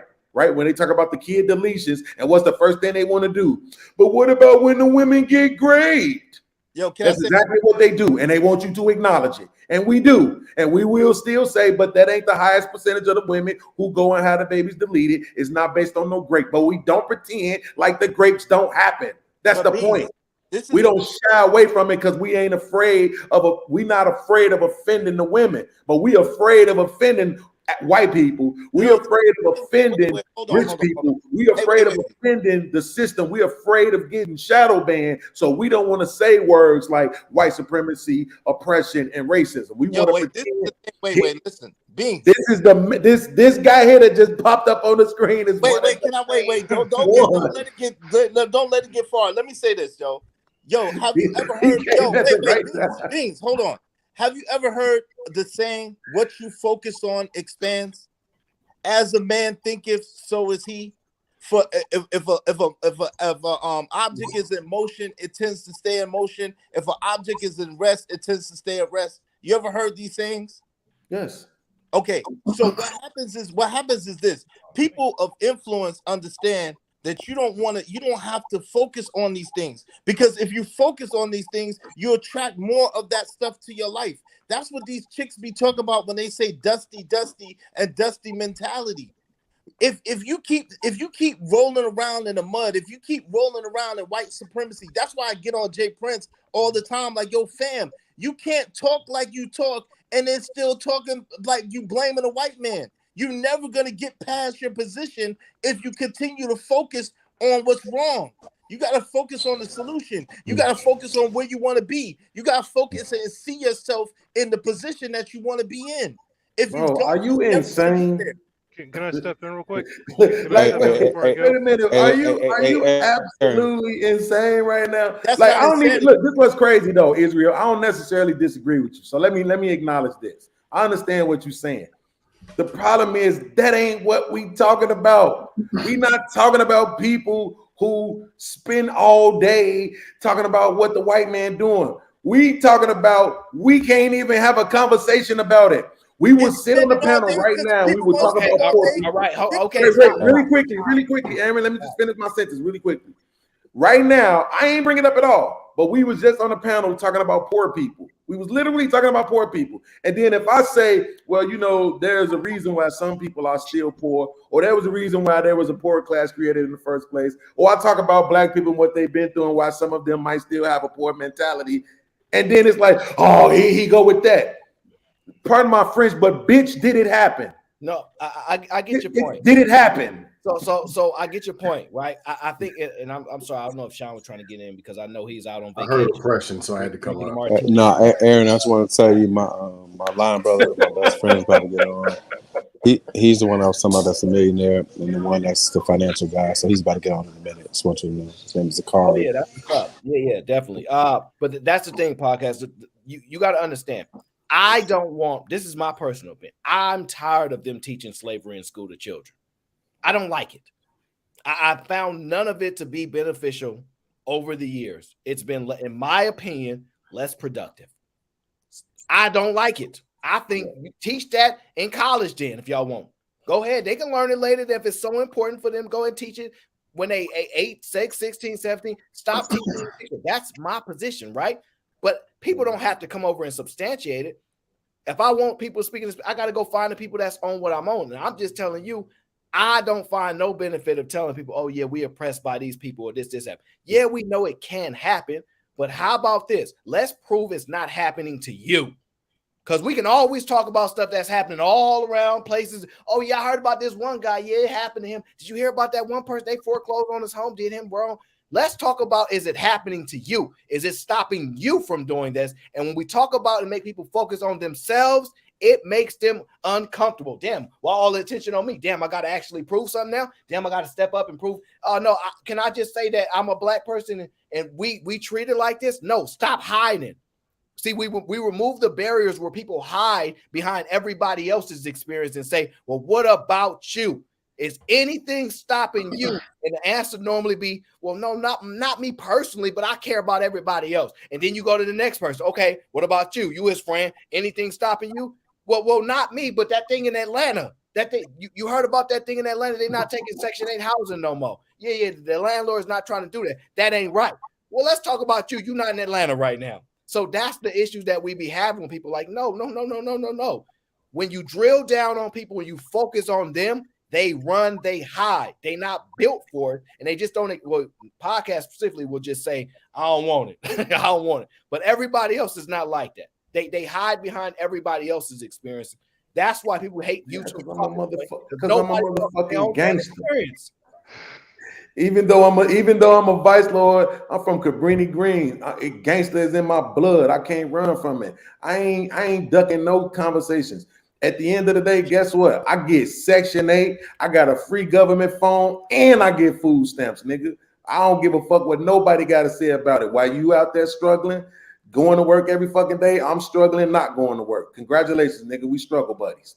Fuck is you talking about? At the end of the day, nigga, none of that don't change. And that's why, and I'm saying that to say I'm most certainly not finna sit here and tell you that I'm oppressed, right? That don't mean I'm finna pretend like it don't exist. I don't have to, right? We had a conversation about poor people. I never brought it up. But what I'm saying is that if somebody says something about it, I'm not gonna be like, oh, here we go with this nigga. Nah, it is what it is, bro. It does happen. We want to talk about the black people in the community that sell drugs. We don't ever want to talk about how the drugs got here. Ever. Man, but those are low vibration conversations. We don't really. Then why don't you talk about the niggas then? Israel, I bet you any kind of money. I will. How much money I got? Hey, hold on, Sean. We already know the answer. Wait, hold on, real quick. Sean, do me a favor. Can we get some shipping $100 members on the panel, please? Wait, hold on, Sean. Loan me $100 so I can bet Israel because he's gonna duck this question. He said, "Why you want to have low vibration conversations? Then why you want to talk about poor people?" I was talking about rich people. I wasn't talking about poor people. Bro, I was talking about rich people. Okay, so you saying basically rewind it, chop it up all the time when you talk about poor people and present it to you because you ain't gonna fucking be honest. That's what you're saying. Hey, Aaron, was I talking about rich people or poor people? Bro, y'all literally talk about poor people. You literally talk about people who ain't working. You talk about niggas. You talk about they got poor mindset. You talk about you used to, man, that's a loser's mindset. That's a loser's mindset. You weren't talking about rich people when you were saying that shit. Those are low vibration conversations. So why are you willing to have low vibration conversations about black people but not about white people? Please don't duck the question. Okay, let me answer your question then. First of all, I don't care nothing about I care about black people, right? And I want black people to get in a better position. So this is the thing. If I'm can I focus on white people and get my situation better? White people focus on hold on, let me finish, bro. Focusing on white people is not going to get my situation better. What I want to do is get my situation better and get my people's situation better. And what we have to do is we have to stop focusing on what's wrong and focus on solutions. We have to figure out ways to get better, ways to do better, ways to think better. Period. Bro, how do you think the solution is not Who finding said out white what's people wrong? are all rich and black people are all poor? Who told That's you what that? I'm saying. They're not. Who told you that? We're not having that conversation right now. Who said That's that? not the conversation we having. Right That's now, what this you said. conversation is specific. We're not even really talking about like the oppression itself. We're talking about why it is that we won't ever even acknowledge it. That's bro. not. So like what he just said was this. Israel just said the because reason is, Prince hold on, put Israel, his- hold and his on, thing bro. that being rich is a Israel. curse, bro. I'll let you rock out your answer. Hold on. He said he cared about black people. How can you care about black people without caring what actually is happening to them? Bro, you don't. I do it every day. You're gonna duck the question again, right? I'm I answering am, your question. yeah. I heard your question. Hold on, Dust. I heard your question and I'm answering. Okay. This is the answer to your question, fam.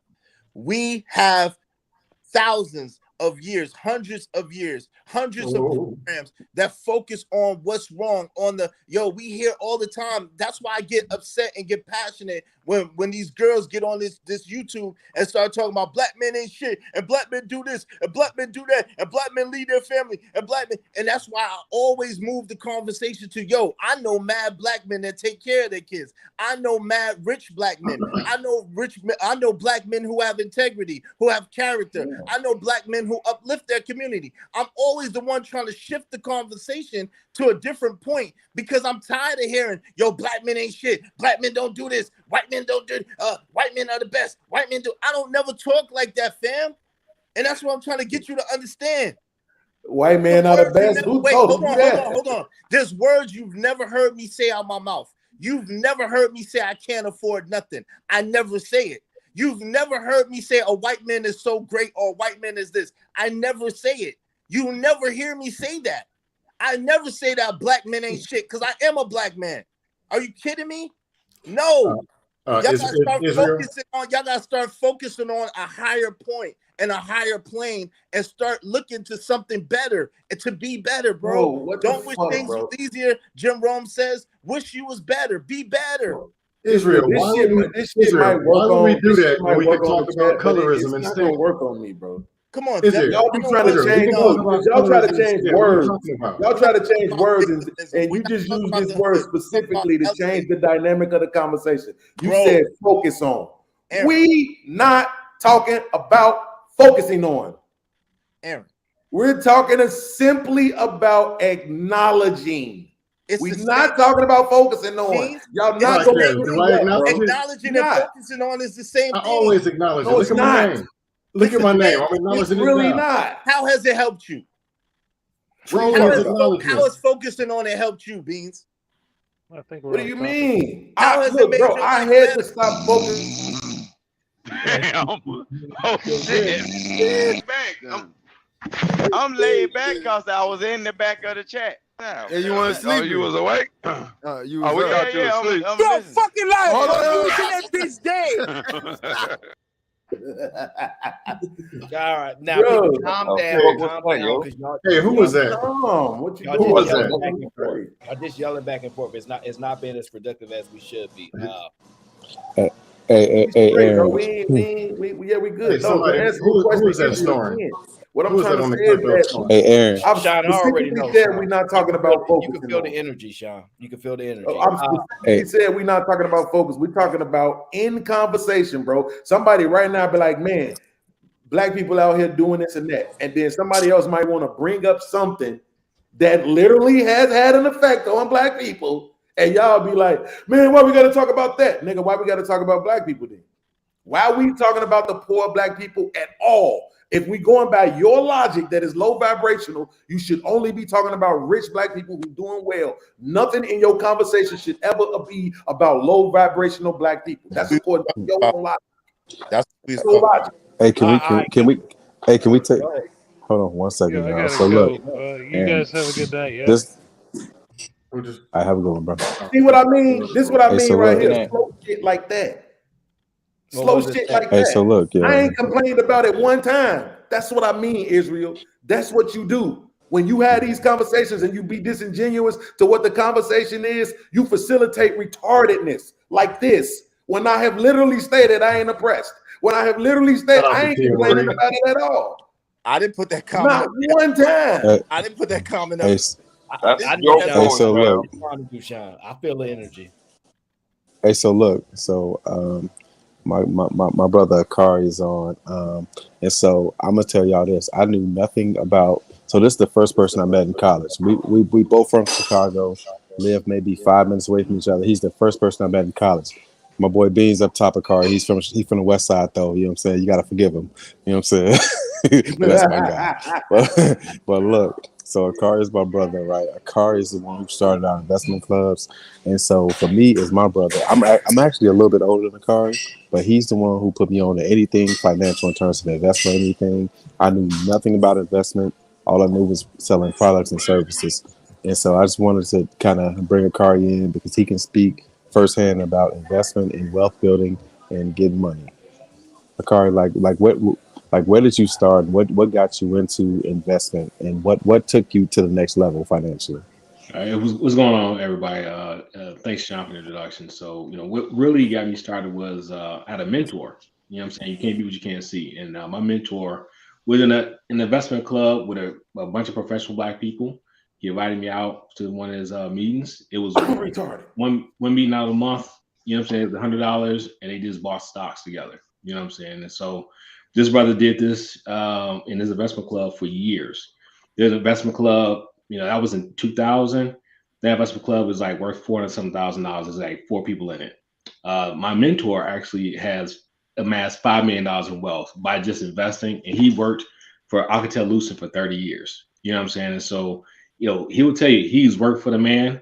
He's not an entrepreneur. He's not a person sitting in the garage creating a product, but what he has done was, buy good quality companies on a long-term basis, and pretty much that's the formula. And so he's been buying Microsoft for over 20-something years. He's buying Apple. And so the conversation is, us as Black people in America, we spend $2.1 trillion, but where is that wealth going to? Is it going to other people? We're consumers. So instead of just being consumers, we got to be investors. So at least invest in what you consume. I love Jordans. So what I'm going to do, I'm a shareholder in Nike. Why? Nike is a great company, but also Nike pays a dividend as well. So just think about all the stuff that you send your money to and see how you can benefit it as well. I love Apple products. You damn sure I'm an Apple shareholder as well. And it's very easy to do today. There's a lot of like Fidelity, Robinhood, you can buy partial shares. So if you have $5, you can still just get in and buy a share of stock, but you have to do it consistently over the long term. I'm not talking about day trading. I'm just talking about just buying stocks, good quality companies, and holding it, and at least try to get double your money within 5 years. For me, what really supercharged my wealth is when the same guy asked me if I could self-direct my 401k. I was like, what the hell is that? He said, plain and simple, you could buy stock in your retirement plan. I didn't know that was an option. Not all retirement plans or 401ks had an option. So that's one thing you can do. Check and see if you can do self-directed option.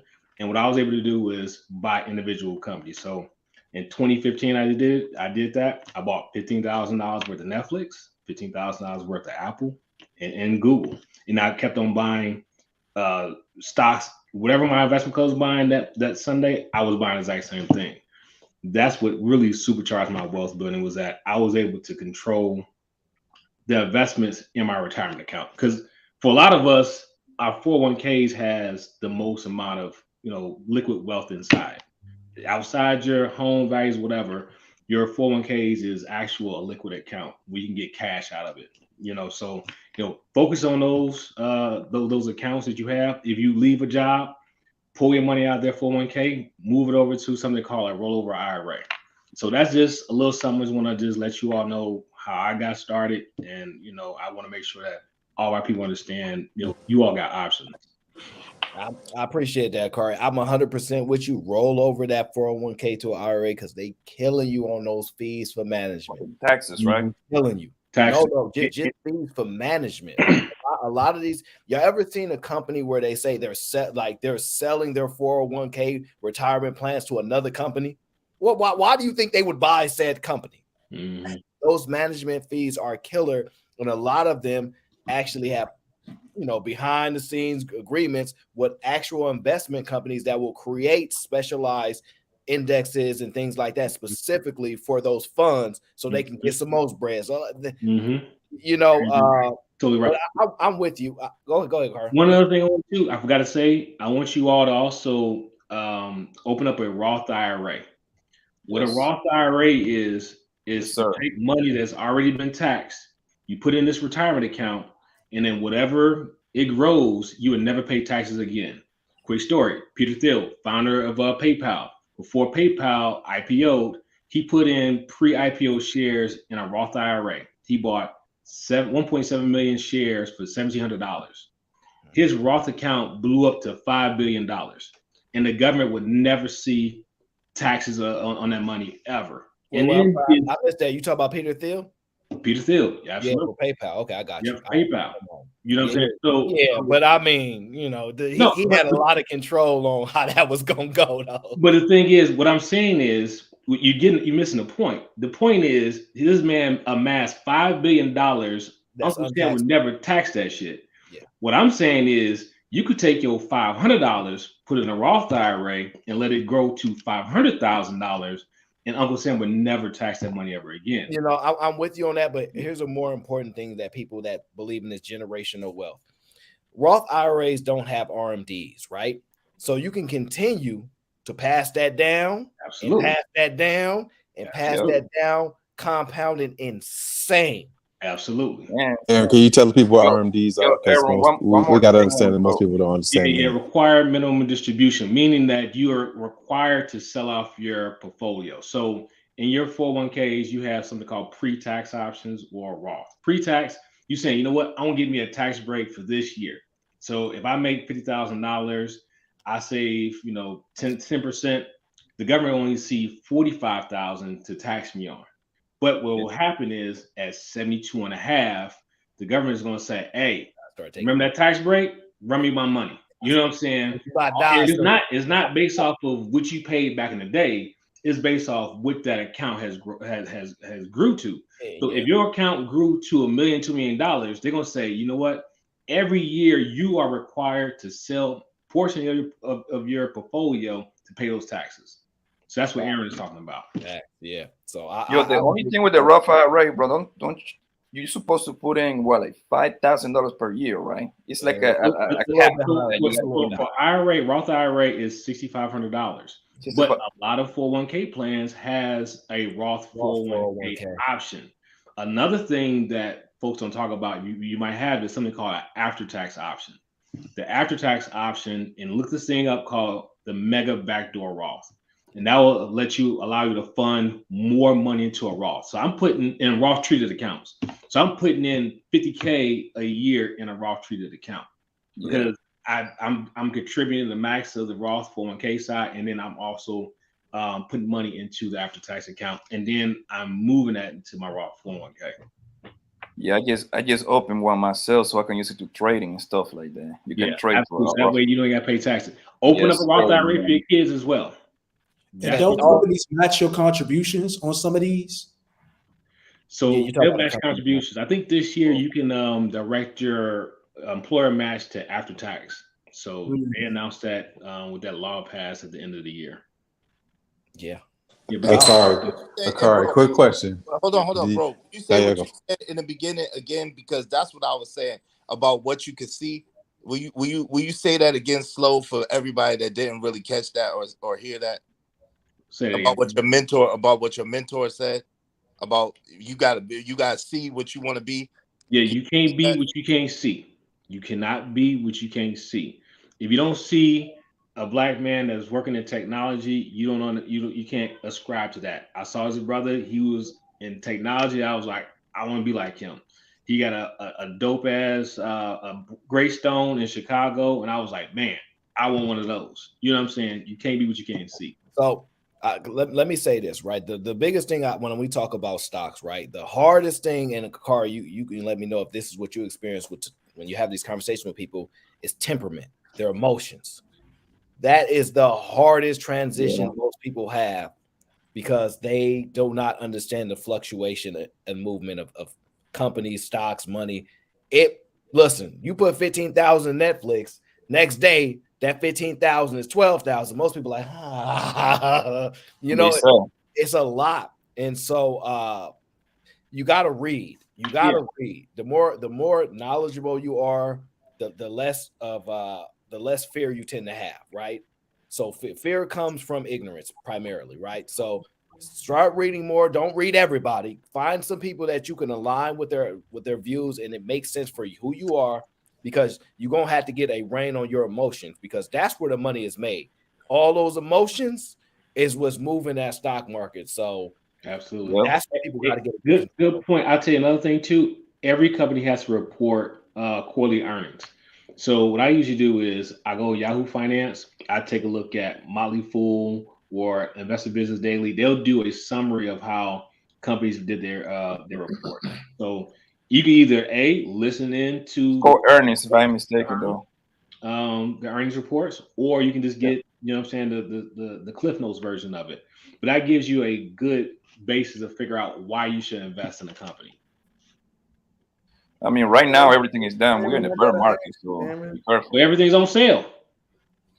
Yeah, but it's gonna go lower too. I mean, that's either. I mean, the thing is, you can't time the market. You know what I'm saying? If you keep dollar cost averaging and keep buying every 2 weeks or once a month, you know what I'm saying? It shouldn't matter. You know what I'm saying? So I'm buying Alphabet just every 2 weeks. Every time I'm getting paid, I'm buying more Alphabet. I'm buying more Apple. You into the Google shit?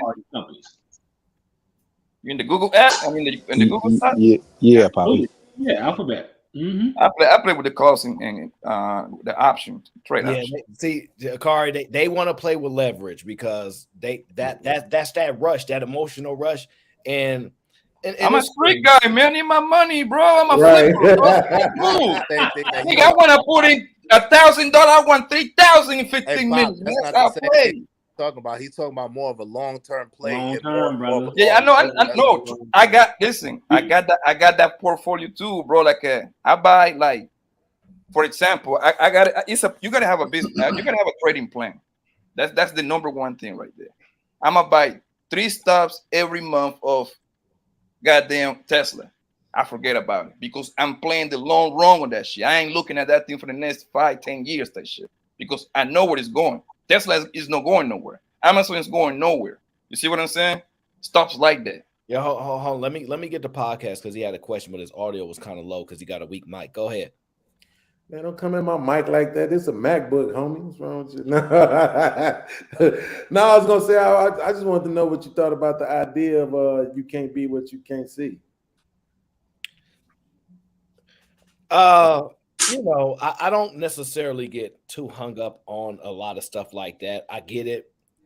Some things it helps people.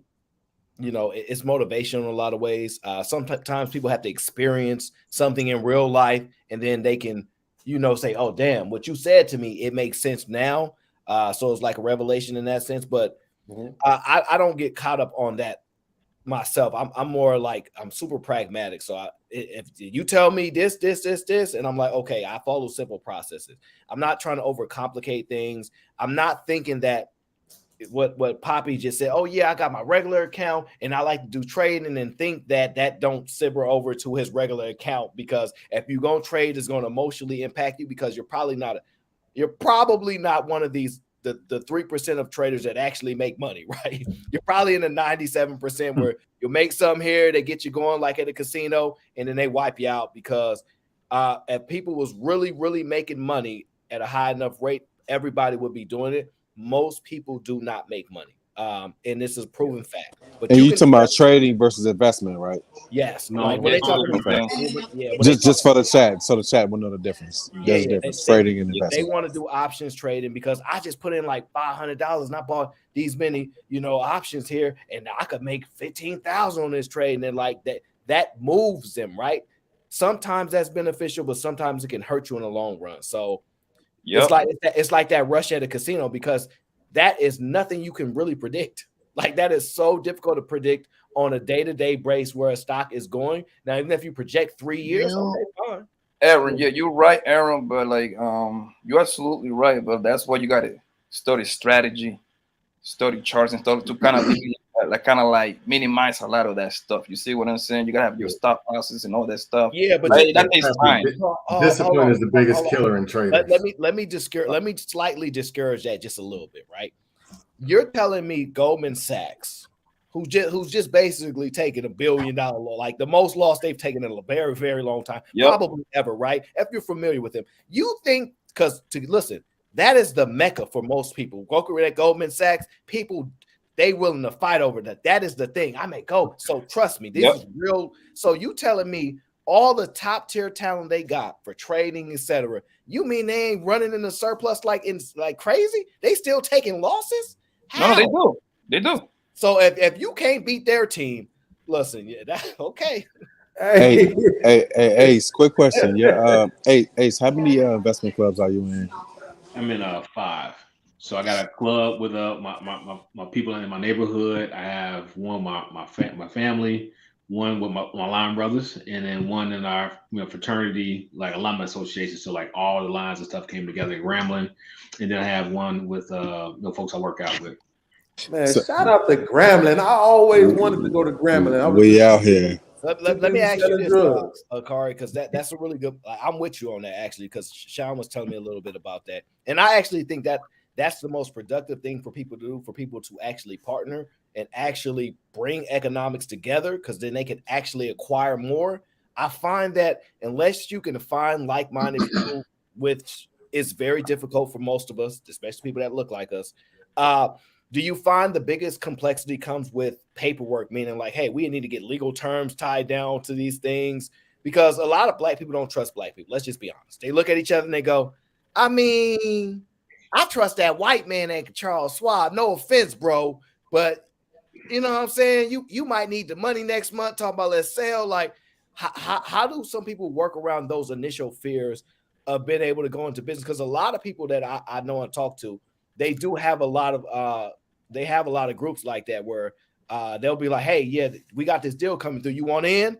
And they got the rights of passage to be like, yeah, no, I want that one or I don't.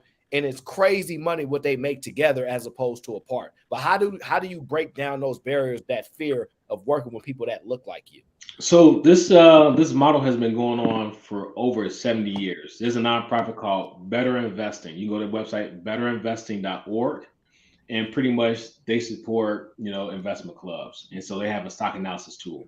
So what you're doing is you are creating a business, whether it's an LLC or general partnership. Along with creating an LLC, you have to have a partnership agreement. Inside of that partnership agreement is all your do's and don'ts. So how much can you contribute? When are you going to meet? How many meetings can you miss before you get kicked out? How many contributions you can miss? Also, when you can pull your money out as well. So I know our clubs, it's usually like 3 years in, and then you can take a partial disbursement. But that's all depend on your club and how you want to structure a partnership agreement. But that is your legal defining document. And so you go off that guide, and then, if folks want to leave, they can leave. There is an accounting software that we use. So you have officer positions, president, vice president, treasurers, and secretaries. The treasurers will input everyone's contributions in this software tool, and pretty much it will track how much your value of the overall club's portfolio is. Because essentially what we're doing is building a mutual fund. And that's all a mutual fund is. Folks coming together and they say, all right, we're going to buy all these stocks, we're going to package them up, and then we're going to sell to other individuals. They're going to buy units of it. So what we're doing is we're buying stocks, putting in this portfolio, and then the portfolio will have a unit value. As the portfolio grows in value, then the unit value goes up. So every month you make a contribution, you're buying units, you're buying shares in this portfolio, and it's being tracked inside of this accounting tool. And so this accounting tool, it takes care of taxes. So it files the taxes for you. It files it for the individual business, and then it'll give its K1 statement to all the partners. So it is a model. I'm actually working with a nonprofit called Climb, and to actually help our communities. and we call them community-based enterprises. We're starting out in Wisconsin, and my role is to help new clubs in Wisconsin form and stuff. And so we got 4 sessions that we're gonna put folks through, help them with their partnership agreement, and get them all the way through with establishing a club. So the model is out there. The trust is there. Like I said, you just gotta find the right people, but everything is documented. It's all in this partnership agreement that everyone has to sign. Yeah. Go ahead, Sean. Akari, let me ask you: did you come from a rich family? Hell no. Are you the first millionaire in your family? Yes, I am. At what age did you become a millionaire? 40. Yep. At 40. At 40. Okay. At 40. So what I'm trying to illustrate to y'all, first and foremost, Beans, and this to speak to you, I am an absolute reformed drug dealer. I was kicked out of high school twice. I sat out a year. My path to college was completely different. You know what I'm saying? Than a lot of people. There's no reason I should be sitting and having people like Akari as my best friend. There's no reason other than at some point my mindset shifted and I allowed myself to be led by a person who is a little bit younger than me, but has much more knowledge than me. And when it comes to this type of shit and many things and advice for my business, I defer to Akari because he is an expert in this field. I think you deferring because his beard's better than yours. Like I thought about it. Hey, let the record reflect. I just cut mine off, so I'm growing it back. But look, look. Let me tell y'all something. My first apartment as an adult, me and him had an apartment together, a small ass 2-bedroom in college. My very first apartment was with this guy, and to see him get to where he is, for me, it's just like I know my best friend is. He ain't gonna never lead me wrong. So whatever he's talking about, I'm doing.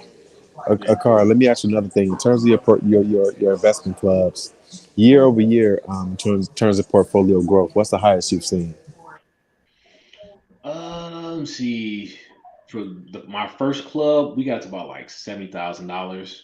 And then I mean, in terms of the percentage of growth. By at least a good 22% 1 year. We're definitely either exceeding or meeting the S&P 500. That's our benchmark. We said, all right, what did the S&P 500 return, and let's see how do we perform. So we're always 10% every year, right? Like between 10 and 11. Exactly that, but on average, that's what it comes out to. On average. That's the square number they like to give y'all. I would say 8%. Yeah. You're right. Yeah. You're right. And the S&P is usually around 8, right? 10% though. No, hold on. Let me talk to Matthew real quick because he said I bought $10K worth of SoFi long-term thoughts. I'll give you my initial thoughts. Why would you do that? Because if you ask the question, the thoughts on it, it means you might have some hesitation. You're probably concerned that it may not be the right decision. You would have to effectively tell me why you made the investment. So I would ask, how do you think they're going to make money? Like what in your mind tells you they're going to make money just because they're a company? Because I'm pretty sure they're probably not profitable right now. Last time I checked on them. What is their business model? How do they generate money? Mm-hmm. And is that the best value for your money? I could argue there are better places to park your money for companies that do similar things that they do with a more proven model. I know you're probably thinking upside, hey, they're stock price, they more growth and things like that. But I would say that's a risky investment, in my opinion. But like I said, you'd have to give me your insight of what your thought process of how they're going to generate money and return capital to you. He may have been listening to my guy Chamath Palihapitiya, and when you listen to Chamath, he is brilliant. And he was with SoFi. I think he may not be with SoFi anymore. Yeah, he's brilliant. Chamath be stealing money. He is brilliant. Look, he be doing too many pipes. And listen, pause by the way, because y'all might know what that is. hey, them specs. He was all about those specs, though. Yeah, and then he be getting out like, I'm out of there. I sold out my position, everything. Like, I mean, he is extremely intelligent, but a lot of times with this level of intelligence, a lot of the money that they generate is off their name recognition and value off of one time doing a phenomenal job. Hey, I made 100 million over on Facebook, so now I want your money and so you know what I'm saying? Like, he is a really intelligent guy. but at the same time, he is behind SoFi. He is behind a bunch of different companies, but at the same time, I got check the percentage of ownership that he actually has. No. I got a question. I got a question for my main man, Akari. You know what I'm saying? On the dark skinned melanated side of the game. Congratulations. Told you was gonna do this colorism. Congratulations, you won. You know what I'm saying? But look, hey, Sean. You know when he first hit the screen, you know who I thought he was, right? Who watching? I thought he was Smack from the battle rap Smack DVD joint, bro. He got the beard. I was like, nigga, is that Smack? It's like, damn, we got Smack on the panel. I was about to go crazy. You're wrong, podcast. You look like JT the packet watcher. That's what I told you. He kind of look like JT now that you say it. Right? He do kind of look like JT. Well, he in good company because all them niggas got money. But look, this is my question to you. Isn't this a real simple one? It's just a yes or no. As a rich black man, do you deny the existence of racism, white supremacy, and systemic oppression? Do I deny it? No. Don't answer that, Akari. Let me. Tell him the truth. No. I can't even just ask the man a question. Gosh. No, I was gonna ask him. It's okay. Just a troll question. Yeah, thank you. Go ahead, Akari. It's all around us. You know what I'm saying? So yes, it's still prevalent. You know what I'm saying? Things has changed, but it's still out there. White supremacy. My man, appreciate you. Drop your cash app so I can send you $2. Let me ask you a less sophisticated, more ignorant and dumb question from a dumb person like myself. Has you knowing that racism exists and all these things that people do to suppress other people, by you knowing that, does it help you to go around and have conversations with people? Like, did that make you more money talking about it? Thing is, you got to have knowledge of self. You got to understand why we do certain things. No, they just want to know if you made more money because you was like, oh, by the way, we oppress people and we struggle with this thing, so now it made me more money. Or you just in your day to day, you know it exists, but you ain't letting that stop you and you ain't focused on it. The way I really look at that is, how can I make money with my people? You know what I'm saying? So I know that systematic oppression is there. I know folks are not supporting our community, so I have to make a conscious effort to say, all right, how can I live out the principles of Ujamaa, right? Cooperative economics, to make sure that we all eat, right? You know what I'm saying? Everything we got to do. So yes, that's part of who I am. I'm a Pan-Africanist. You know what I'm saying? You black, you African. You know what I'm saying? There is systems that hold us in place. Now, my worldview is, I didn't get here because of who I am. I am because we are. And so since I need to make sure that all my people are coming up. This is why I'm on this panel and talking to you all and dropping knowledge. But yes, there is racism. Absolutely. You know what I'm saying? But I don't let that, hold me back. But what I do think is, all right, I try to figure out how can I make our people better? Because I know that the deck is stacked against us. You know what I'm saying? So that is my view. I want to make sure that I'm lifting up everybody else, because nobody else is going to care about my people more than I'm going to care about my own folks. See, you got to be from Chicago, right? I think that's probably what it is. You got to be from Chicago to be able to not only be a millionaire, but be woke, right? I think that's probably what it is. The reason why these other people and a lot of these people in the chat have a problem with accepting that model is they're not from Chicago, right? They from these rich places. They ain't never been through nothing. They don't know. All they know is everything is all right with the world. They think if you just acknowledge, right, the existence of these things, that somehow you're going around and, like we having a whole conversation. Nobody talked about it. You bring it up and all of a sudden, that's all you want to talk about. We just talked for 5 hours. You talk about money, right? You want to talk about money, right? Let's just talk about, the Greenwood district in Tulsa, right? You know what I'm saying? Black Wall Street. Let's talk about Bronzeville. You know what I'm saying? Let's talk about all the areas we're at. And the reason why I bring up Black Wall Street is because it took 300 days for $1 to leave that community. By systematic oppression. They couldn't shop other places. They couldn't, go anywhere else. What do? They created for themselves. You know what I'm saying? They had their own ecosystem. They had their own bus system and their own grocery stores. They bought from each other.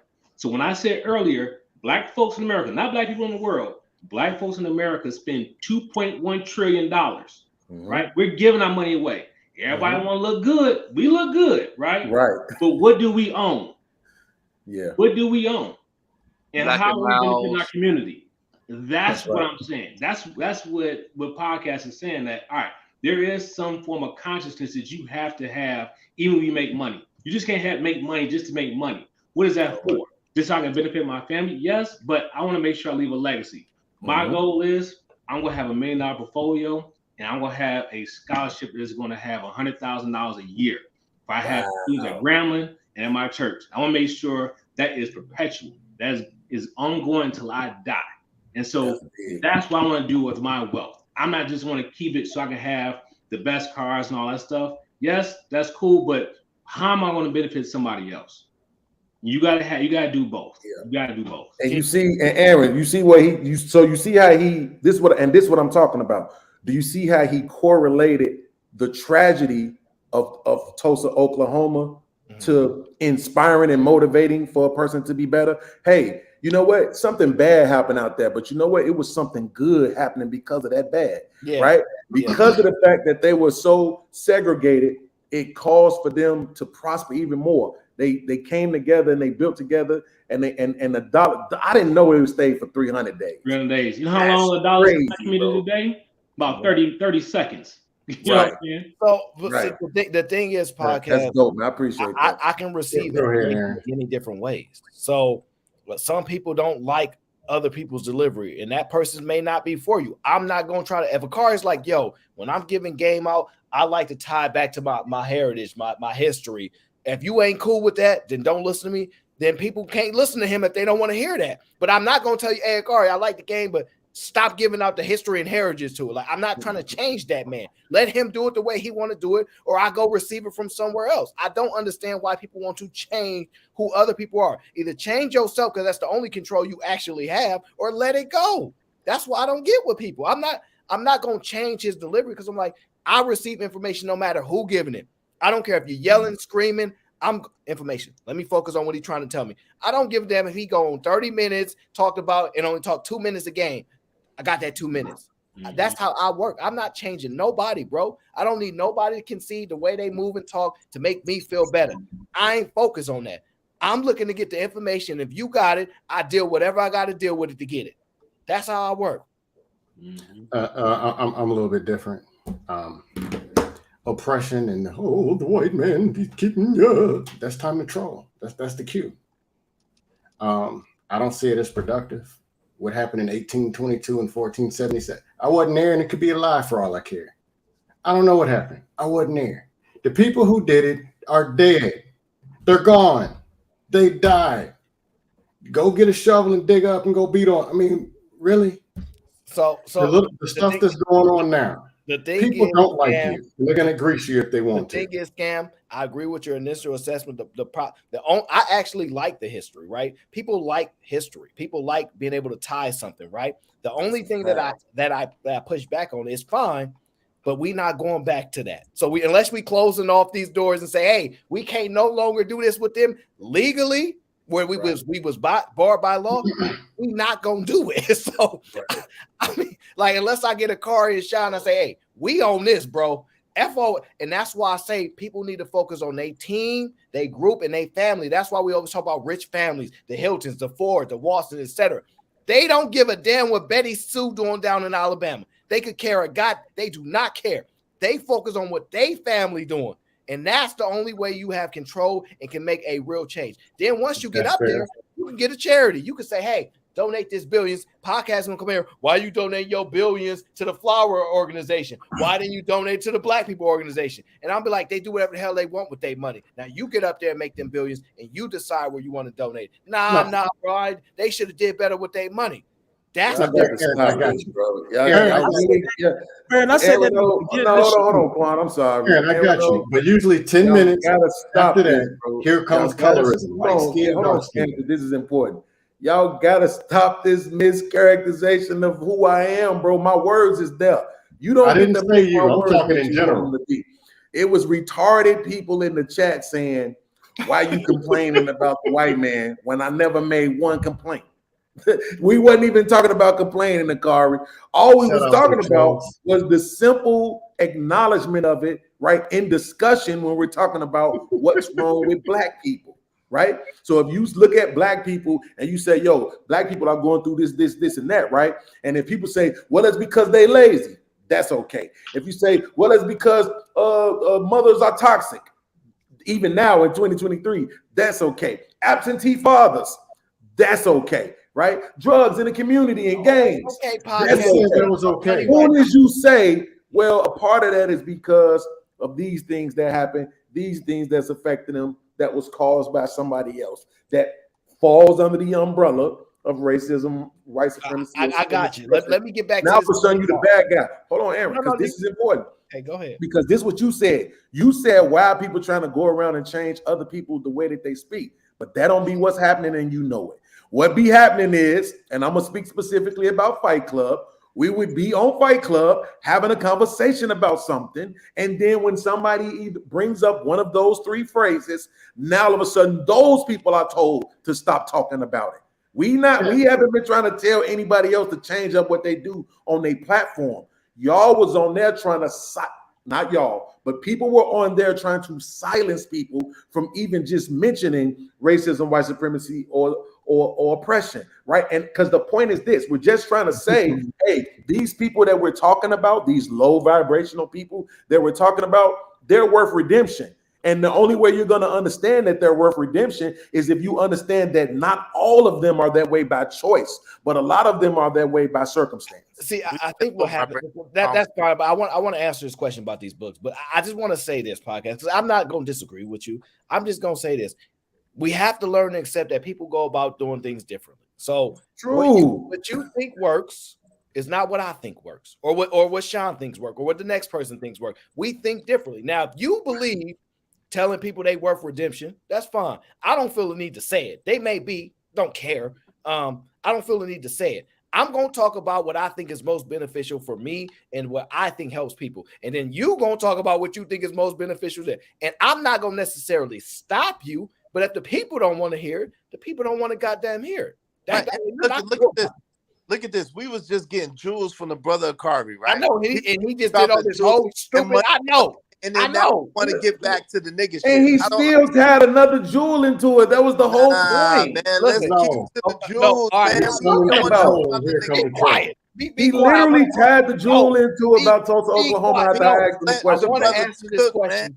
Hold on. I want to answer this question for the chosen one. So let me say this. And if y'all have book recommendations, y'all can.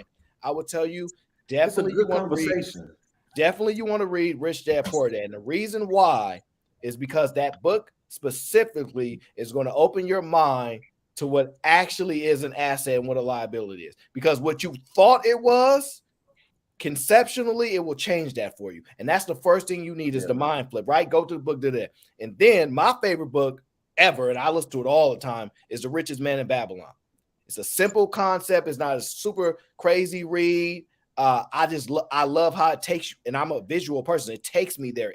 I can see myself having these conversations. That's my favorite book.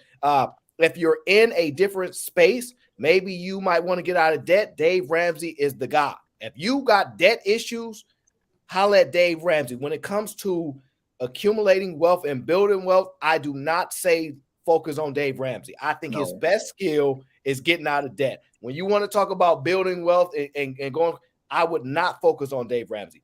That's my point of view. So if y'all have, but Aaron, I just watched the video with the guy who wrote Rich Dad Poor Dad, where he was talking about people look at money and debt backwards, right? Because he was talking about how he said, I use debt as money.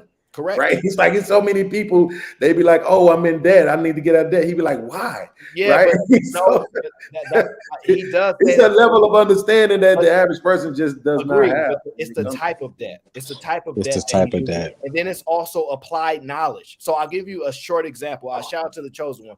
Most people be over here raving, oh, my credit score crazy, right? What you gonna do with it? Tell me what this 800 credit score. Show. Do you know how to utilize debt? Do you even know how to? Tell me what you're gonna do with it. Aaron, you made a good point. I'm gonna give y'all a small example, right? So Kari is one of my investors in my clothing brand, Rich, as y'all see Anton wearing, right? Rich Bully, as you hear Anton talking about. So the way to create money out of thin air, right? You can get this thing called net terms. Net terms is either net 30, net 55, net 60, net 90. What that means is that a supplier, will give you net terms, meaning if you get something from them, let's just say for me, like with the Rich hoodies, it may be the hoodies, I may have net terms with the supplier. They'll give me net terms, meaning I have 55 days to repay them for whatever I get from them in terms of garments. So what I'm going to do in the meantime, I'm going to get the garments from them. I'm going to get my patches from another supplier, anything Chanel. I think Lee is gone. It's in New Jersey. So what it'll cost me, let's just say for a hoodie, maybe $30 to make it, right? And I sell them for $100. What happens is in between the time before I have to repay the people who gave me net terms, I have gotten the supplies from them and I've resold them. By the time it's time to repay them, I've made my margins from them, which is about around 300%. And out of thin air, without me spending a dollar, I have then got my money back plus some profit. Then I repaid them, and then you repeat the whole thing all over again. And that's because people like Akari will invest in my company, and then that allows me to float the costs that I need in the meantime to generate the wealth. You know what I'm saying? Generate the money to get the supply, and then flip it, and then go right back. Beans, this is no different than getting a front in a lot of ways. It's like a No front in doubt. terms of what we do on the street No side. doubt. You know what I'm saying? So when I tell y'all, the most important thing you want to do when you start a business, everybody thinks you need to have money. You may need some money, but not necessarily. If you get net terms with your business credit, I'm gonna keep saying this a million times, business credit, you can then get the net terms from a company, a supplier, that you can flip that product once it's a proven product. Let me say that again. And then before it's time to pay the people back, you have already flipped what you got from them. And then you can pay them with no problem and then re-up again. So more important than personal credit, if you're a business person, is business credit. There's good debt, there's bad debt. Robert Kiyosaki, the person who wrote Rich Dad Poor Dad, he talks about business credit. He talks about leveraging that. And to a large degree, student loan debt, bad debt. Personal debt with credit cards, bad debt. Net terms that you're using to get a product that's going to make money is good debt. If you know how to leverage that and you have a product that you know you can sell. So you have to understand what business credit is and how to leverage that and how to create money out of thin air. Yeah, see that, and that's been my plan now. That's what I'm doing, building my business credit. And my plan, like I told you before, when we talked about it, Sean, was to use it to purchase the real estate, right? Because it'll be easier for me to do that than to try to get a loan, right? Yep. So For all, yep. that's what I'm doing. For all y'all that are doing podcasting, You say all what? y'all that are doing podcasting, Systematic right? person is not going to let you do that, sir. I'm sorry. Right. No. You can do that despite systematic oppression, right? Systemic oppression, systematic or systemic, whatever you want to call it. So if you think about it, right, all the year, so I got about 7,500 from Amazon, right, on my business, not on Sean. I'll just tell you about it. Sean Reeves, right? Sean Reeves did not get 7,500 from Amazon. My business, Vorish, got that amount from Amazon. And so what happens is by the time I get that 7,500 from Amazon, I can get my equipment to record my podcast or whatever I want to do, whether it's clothing, whatever. And by the time it's time to repay whatever I get from them, it's already paid for. And then you just keep leveling up from there. Let me And Sean, can I ask Sean a question? Can't No, you God damn it. God damn. Let me respond to the super chat first. But gosh, you guys got to respect the people, all right? Granville, what's the percentage point for savings? You're asking Akari. Akari, do you have a percentage that you go for as far as the savings rate? So he's saying, no. Man, so savings rates are so pathetic. You know what I'm saying? So I think I'm getting about maybe 0.6%. I was about to say no. Let me clarify. So he's saying that what percentage of your income you should save. So like if you make let's just say $5K a month and your expenses is $3,500, etc. What's that saving rate? 20%, 25%? I'm bad. I'm thinking of the savings account. So no, trust me, I got it. no, my bad. So at least 10%. And my grandmother always said, pay yourself first. Pay yourself at least 10%. You know, that's in the book. That's Richest Man in Babylon. 10% of everything. $500. But here's the thing. No. 10% of what you get is yours to keep. Yeah, yours to keep. But here's the thing. Here's a better thing, right?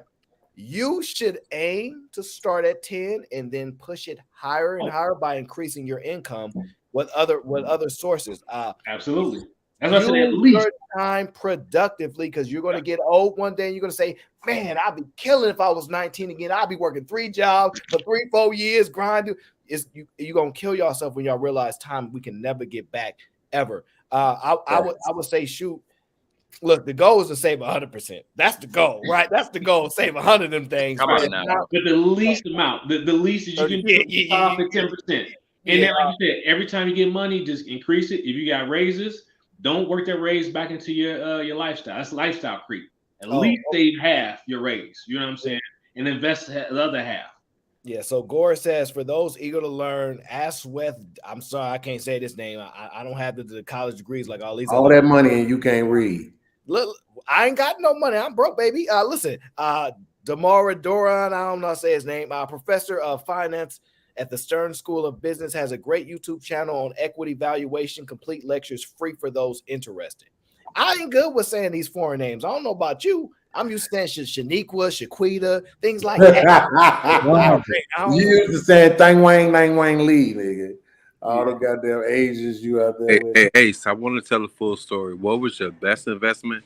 But first, before that, what was your worst investment? Come on, as far as the market or just in general? I mean, in general. Shit, man, worst investment. Man, I ain't gonna lie. I got out hustled with this lady trying to get a 3 flat when I first came out of college.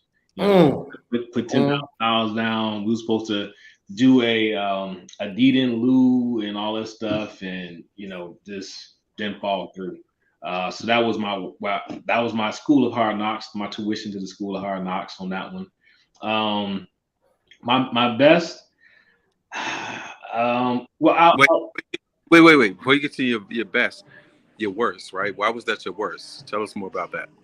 Man, I didn't have anything in writing in full. I mean, it was an agreement, but it was like a airtight agreement. I didn't have a lot of documentation of where I gave her the money and all that stuff. I started buying. So pretty much what happened was she was a mortgage broker, and she had met this lady, and she had acquired a building on 46 and Woodline from a family, and she was going to try to get the building from her and give her money. And then she's like, all right, you live on the first floor, and then I'll live on the third floor, blah, blah, blah. So I was sitting there buying stuff, thinking she's going to do this whole swap with the young lady, and we get to do all the deal. That never came through. You know what I'm saying? I already started buying towel, tubs, all that stuff. I don't have anything before. So that was, me kind of getting greedy and not really thinking things through and pretty much taking my time. I was, 22 at the time. Yeah, I was about to say you was young. You know what I'm saying? And it just didn't work out. 43rd Indiana, would you consider that a good investment or a bad investment overall? What? So I bought a condo on 43rd in Indiana at the height of the market in 2005. I overpaid. I was underwater. I had a daughter and stuff. I had a tenant with the rent that I was getting wasn't covering the mortgage, so I had to foreclose that one. You know what I'm saying? If I would have kept it long term, maybe, but I still paid at the height of the market in 2005. So that was learning lesson. But conversely, I bought my brownstone on sale, so we got a foreclosure. You know what I'm saying? So The house sold 525. We bought for 275. You know what I'm saying? And so basically, you was paying it forward. Those L's, right, created the karma for you to get the W's later on. You know what, That's all John? it is. I give you my worst investment. They both the same thing, right? Long time ago, right? Long time ago, all right. I spent $5,000. This was a while back ago on Ford stock, right? Not a good idea. Not a good idea. I didn't know what I was doing. I didn't read up on the company. I was just like, Ford, they have cars. They sell cars. That $5,000 turned to $900 over a small amount of time, right? And that whole time, right? Now, mind you, this is a good amount of time ago, right? This is the worst and best. The only thing I remember saying is like, you got to be patient. Like this don't just happen overnight. You got to see it through. But honestly, that whole time, because back then $5,000 was a lot of money. We all know that ain't nothing, but back then it was. And I'm just like, it hurts right now seeing this money go down that I worked so hard for. But the one thing about it is I told myself, you can't need the money though. You can't need the money, right? Mm-hmm. And it took like 4 years for even to get back to just breaking even, right? But I held that whole time. And that whole time, even though I didn't know nothing about investing, I said, I'm not gonna be scared like everybody else. Everybody like, don't get in the stock. I'm not gonna be scared like everybody else. F this money. Because if I'm gonna be scared, what good money gonna do me anyway? It's the worst investment I've made, but the best investment because it taught me the patience. I started reading everything because I'm like, God damn, I can't do this no more because I'm a one mistake type of person, right? So I started reading everything. I started to develop more understanding about business, why I would invest in the business. So the investment was the worst, but the best to invest in myself because it made me go through that experience to go, God damn, I will lose all my goddamn money if I ever do this again. And so that whole 4 years, that cycle of just being patient, not seated in, learning and going through it taught me so much invaluable things that I didn't value that $5,000 that I was loving, that I had an emotional hold to, because back then that was a lot of money. And you just go, man, that shift that you need emotionally, it's life-changing. Well, Kari, you didn't tell us what the best investment was, but I want to talk about mine too. My worst and my best. Go ahead, Kari. Talking about though, that you need to invest. That's it right there. The control Pure of luck. the emotion. Pure luck, bro. That's the crazy thing. Pure luck. I just had the 5. I said, open me a rough. They said, open it up. Okay. And bro, honestly, I was like, only invest money you're willing to lose. That's how it is, bro. It depends on what he about to say, right? Because when Sean asked him what his worst investment was, he said property. So it depending on what he say right now is going to determine whether or not I get off of this call excited or in fear. I'm going to drop some jewels, and hopefully Aaron comes back to this one. One of my best investments was something in called closed-end funds. Closed-end funds. There's a class of mutual funds that are out there with money managers. They're very small, so a lot of institutions don't buy them, but they pay high dividends. So I mean, like dividends paying out between 6 to 12%, and some of them even pay monthly. So I was like, oh snap! Somebody asked a question about, I thought savings rate. I had money sitting, my emergency savings sitting in a savings account, just wasting, especially with inflation. I found out about these closed-end funds, and now these closed-end funds, I take my emergency savings money out, put it in some closed-end funds, and now I'm generating cash. So I broke out. I have a whole stock account that's worth about $86,000, and I'm getting about $750 a month, in just dividends. That's what I'm talking about. Constantly. That's passive income. And these are all closed-end funds, CEFs. So do some research on what those are. But those are like, here's a symbol, RIV, River North Investments. They're paying around like 12% dividends, and they pay monthly. Is that Fidelity? Can you get that through Fidelity and stuff like that? You can. Yep. Thanks. Yeah, I was hoping that you was gonna say it was property, right? So I could be all excited and everything. But I mean, I bought in 2011. I bought a house for like $22,000 right outside Cow Park. It was like on Vermont. Okay. Remember that The place where I had my bachelor party. right. So I'm thinking I'm about to just, buy this house, do a little remodel, get a tenant in there, and get some income. That was my mindset. I had termite damage. That would do it. So I had to gut everything. I had no money. I had no budget to do the whole gut. So what I ended up doing, I ended up taking more 401k loans, maxing out credit cards to finish the rehab. And about 5 years later, I ended up selling a house for a profit. But I'm like, well, shit, I could have took this same 20-something thousand and did the same thing and without all the headaches with contracts. Right. Yeah. Yeah. A crackhead would have fixed that for you for $50. No, I had some crackhead It's Chicago. You know he had some crackheads. What are you talking about? You know what I'm saying? I had That's the method. That's everybody's method. That comment from Polaroid is a question for you, bro. Yeah, how did I accumulate my first meal? And actually, it was through my 401ks. So over the years, I've been working for at the time about 15 years.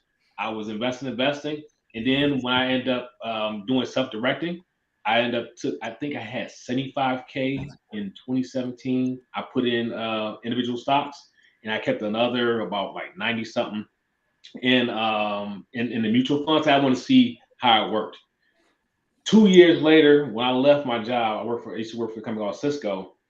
That account grew to $300,000, and that was 2017. And then 2019, what I'm saying, kept on growing because I was self-directing. When I left my company, I took my $300,000, put it in a rollover IRA. I kept on buying more stocks at the time. I mean, I caught it at a good bull market, but that's how I was able to accumulate my first million. And I just kept on, contributing, buying individual companies, and it just worked out. And so I hit the $1 million mark in February 2020.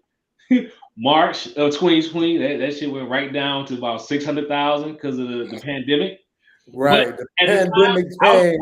I was like, cool, because I saw Amazon go from $3,000 to $1,600, and I was like, I bet I'm about to buy some more.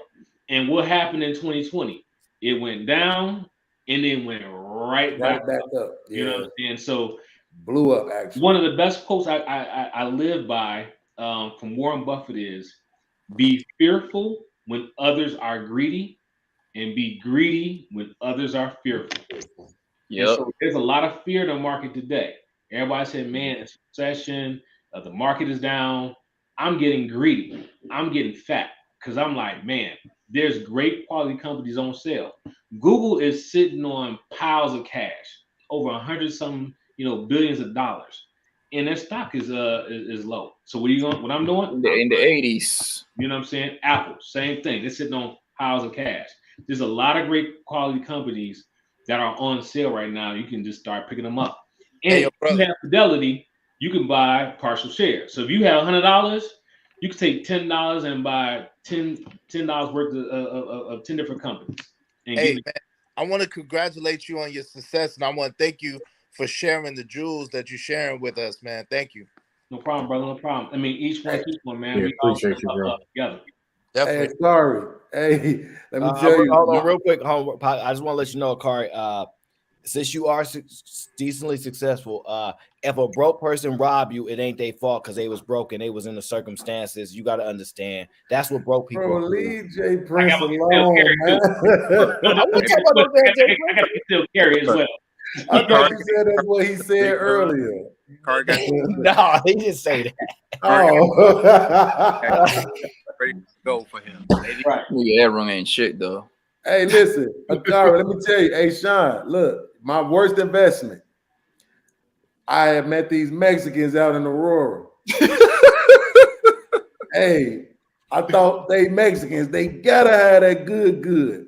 So we go out there. I holler at one of my big homies, right? Here we go. I'm like, bro, I'm trying to get back in the car. We drive all the way out there. A couple of the guys come, we heat it up just in case. He grabbed a whole pillow for me, bro. Trash. I'm talking about the worst weed ever in the history of mankind, bro. You got some Reggie? Bro, it wasn't no THC in here. None. Why are you the way you are, podcast? You derailed the whole. Nigga got some Reggie, nigga. Bro, we telling our best and worst investments. Nigga, why? Hey, no, let him finish. Let him finish. I got one here. I got one where he finished. I finished beans. I got one where he telling our finished. best and worst investments. So look, the big homie was like, look, he laughing. He like, look, don't even worry about getting back to me with that. It's all good. Bro, I basically was making dime bags this big, just trying to get rid of it, right? You know what I'm saying? This nigga got some Reggie. I actually did, bro. I actually did. My best investment though, 09. When the Kush really hit, I was still trying to stay in the Reggie game. My cousin was like, bro, you need to come over to this Kush thing, right? So I'm like, bro, I'm not paying $20 for a blunt. I can't see selling somebody $20 plus, right? They ain't gonna buy this. I went on ahead, got out of my fear, like you said, right? I got out of my fear. I went on ahead and invested, got me 2 onions, and never looked back, boy. I was out there booming and bunking with the Kush, bro. I couldn't believe people was willing to pay $20 for a single blunt of weed. And let me tell y'all why beans is saying is important. 09 was my favorite year ever. Tell y'all why I got back from college in 04. And I'm gonna keep it true with y'all, right? I'll be telling the truth on here. A lot of people get on here and they be lying. I was selling fake transcripts in college. Worst decision I ever made. The Kari knows. Worst decision I ever made, right? I got back home. I'm back at home, my grandma's house in the hundreds. You know what I'm saying? And I was selling burnout phones. What I also did, bro said he had a connect on Blueberry from the west side. At that time in 04, beginning of 04, nobody on the south side had Blueberry weed.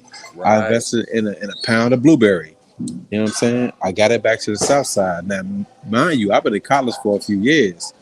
I just got back home. One of the foes from 76 and Sangamon, who I thought was my little cousin. He was my little cousin, and them Foots, as you know, Kari. He was Foots and my little cousin, Lil Ken. He was their little man. He was getting money with me on the burnout phones. I gave him the P of Blueberry. The nigga come back to me like, yo, I got arrested by the police, and they took the pound of weed. So now I'm in a predicament because I feel like he finessing me, which he really was, right? And now I'm at a crossroads, and I'm gonna tell y'all the honest truth. It took me probably at least 10 years to not want to do bodily harm to him. I'm gonna say that for the algorithm. Right. But for over 10 years, I knew he was finessing me, and I wanted to murder him. I'm telling y'all the truth. This nigga named Coleslaw. I'm just gonna say it on here. And so what happens? My little cousin got killed in 2012. The one who was cool with him, he got shot 19 times in front of our crib.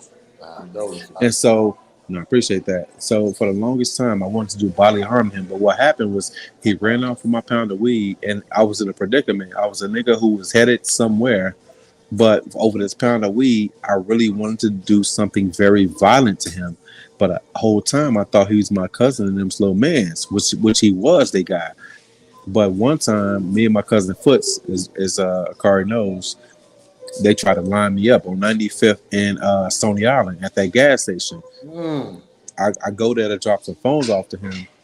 And him and some of the foes from London Towns, they jumped in the car. Some of them jumped in the back seat. They didn't know my little cousin Foots was with me. He was one of the foes. And so what happened, just by chance, I asked him to come with me. And by him being with me and shaking up with Coleslaw, they didn't do whatever they was going to do to me, rob me, do whatever they was going to do to me. So I ended up taking that L, but it taught me a very valuable lesson. Don't involve yourself in no hood shit if you're not in the mix every single day. And from that point on, I realized, stay away from that goofy shit. When I got to New Jersey in 2012, I started looking for stores for my clothing brand. And in 2015, I opened my first store after my mama died. I'm gonna say everything, right? Because I don't like to lie. I got about $7,000, nothing, which not a lot of money for my mama dying, and so I invested that in my store. And so from that store, I made money, yes, but I didn't know what I was doing. I wrote off about close to 35,000 in losses off of that, and so that store ended up being one of my biggest losses. But after I closed that store because somebody got shot inside the store, I made that money back the next year, way more than that amount of money, and that's what launched the Rich brand. But so from that pound of weed and that clothing store, I ended up building a brand that made me more money than I ever made, and all of that came from me learning how to design because I started making fake transcripts. You know what I'm saying? And that's just the honest truth. I never knew how to design before then, but I learned how to design. I taught myself because I was on some scamming shit at the end of the day. So my biggest losses ended up becoming the thing that I make the most money off of to this day. I made it in chemistry. I've never done chemistry in my life. That's ever. I did my internship and I decided that chemistry was not for me. And so sometimes you can leverage your biggest losses or your worst decisions to become the thing that makes you the most money. So hopefully that helps somebody in the chat. Oh God, I appreciate that story, bro. Yo, out of all the stories, that's the one you appreciate. Yes, because it's the one I relate to. That's what that's called. Right. And people in the chat that's calling the criminal. People in the chat that's calling. People in the chat that's calling. People in the chat that's calling the criminal chat won't understand how that helped me to understand that my skills translated into legal things. For people who break the law, we have transferable skills that we never realized nobody shows us. I stumbled upon it with the help of people like Akari. And so I understand people in the chat that want to talk shit and say slick shit about criminal chat, but people who break the law listen to somebody. I happen to listen to Akari. You know what I'm saying? My brother who was really up and he was always legitimate and whatever. You know what I'm saying? And so for me, that was the gateway for me to understand that my money can make money. And now either I have to be all in or not in terms of criminal shit. And so I'm all in terms of legitimate business. And so, yeah, you can call it criminal chat. I'm not going to get emotional about you saying that, but sometimes the people who may do the worst things can become some of the best business people because they align themselves with the right people. And my right people started with a car. Yeah. I mean, that's already proven, though. A lot of these people commit the most crimes and they got the most money because they be going to gray lines and committing crimes, getting out of jail. So it's not necessarily a defining moment for people. You took the experience, no matter how difficult or harsh it was, and you made the most of it. So ain't nobody gonna stop you. You know, they can say whatever they want, but you got to live your life. You know what I'm saying? At the end of the day, so we're not gonna harp on that. If they don't gain nothing from it, it's not for them. But I do want to shout out Akari coming on to the show. We appreciate you coming on. But guys, I do gotta end the show. I gotta run. I know y'all don't want to end the show. Aaron, man, peace. Huh? Thanks for having us on, man. Yeah, of course. Appreciate you, Aaron, Sean. just drop down and let it keep running, bro. We don't need It's time to end the show. It's time man. to But listen, end the show. I appreciate all y'all coming on. Kari, Sean, thanks for calling your guy, man. Having him on was definitely a dope conversation. Thank you, we Sean. need more like these.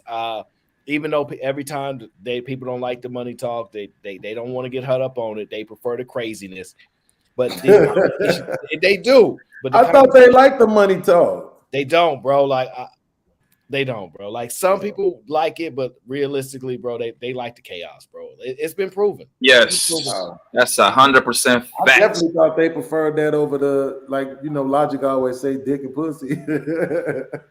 Yeah, no. It's Matter of fact, somebody owed me $5, man, because I bet on in the. No, nobody owe you $5. We listen, y'all. I appreciate y'all for rocking out well overdrive today. Special thanks to Sean, his homie Akari, dropping the jewels on people. I hope y'all learned a lot. I hope y'all got inspired. Sometimes it just takes somebody to be brave. And if y'all want to eliminate fear,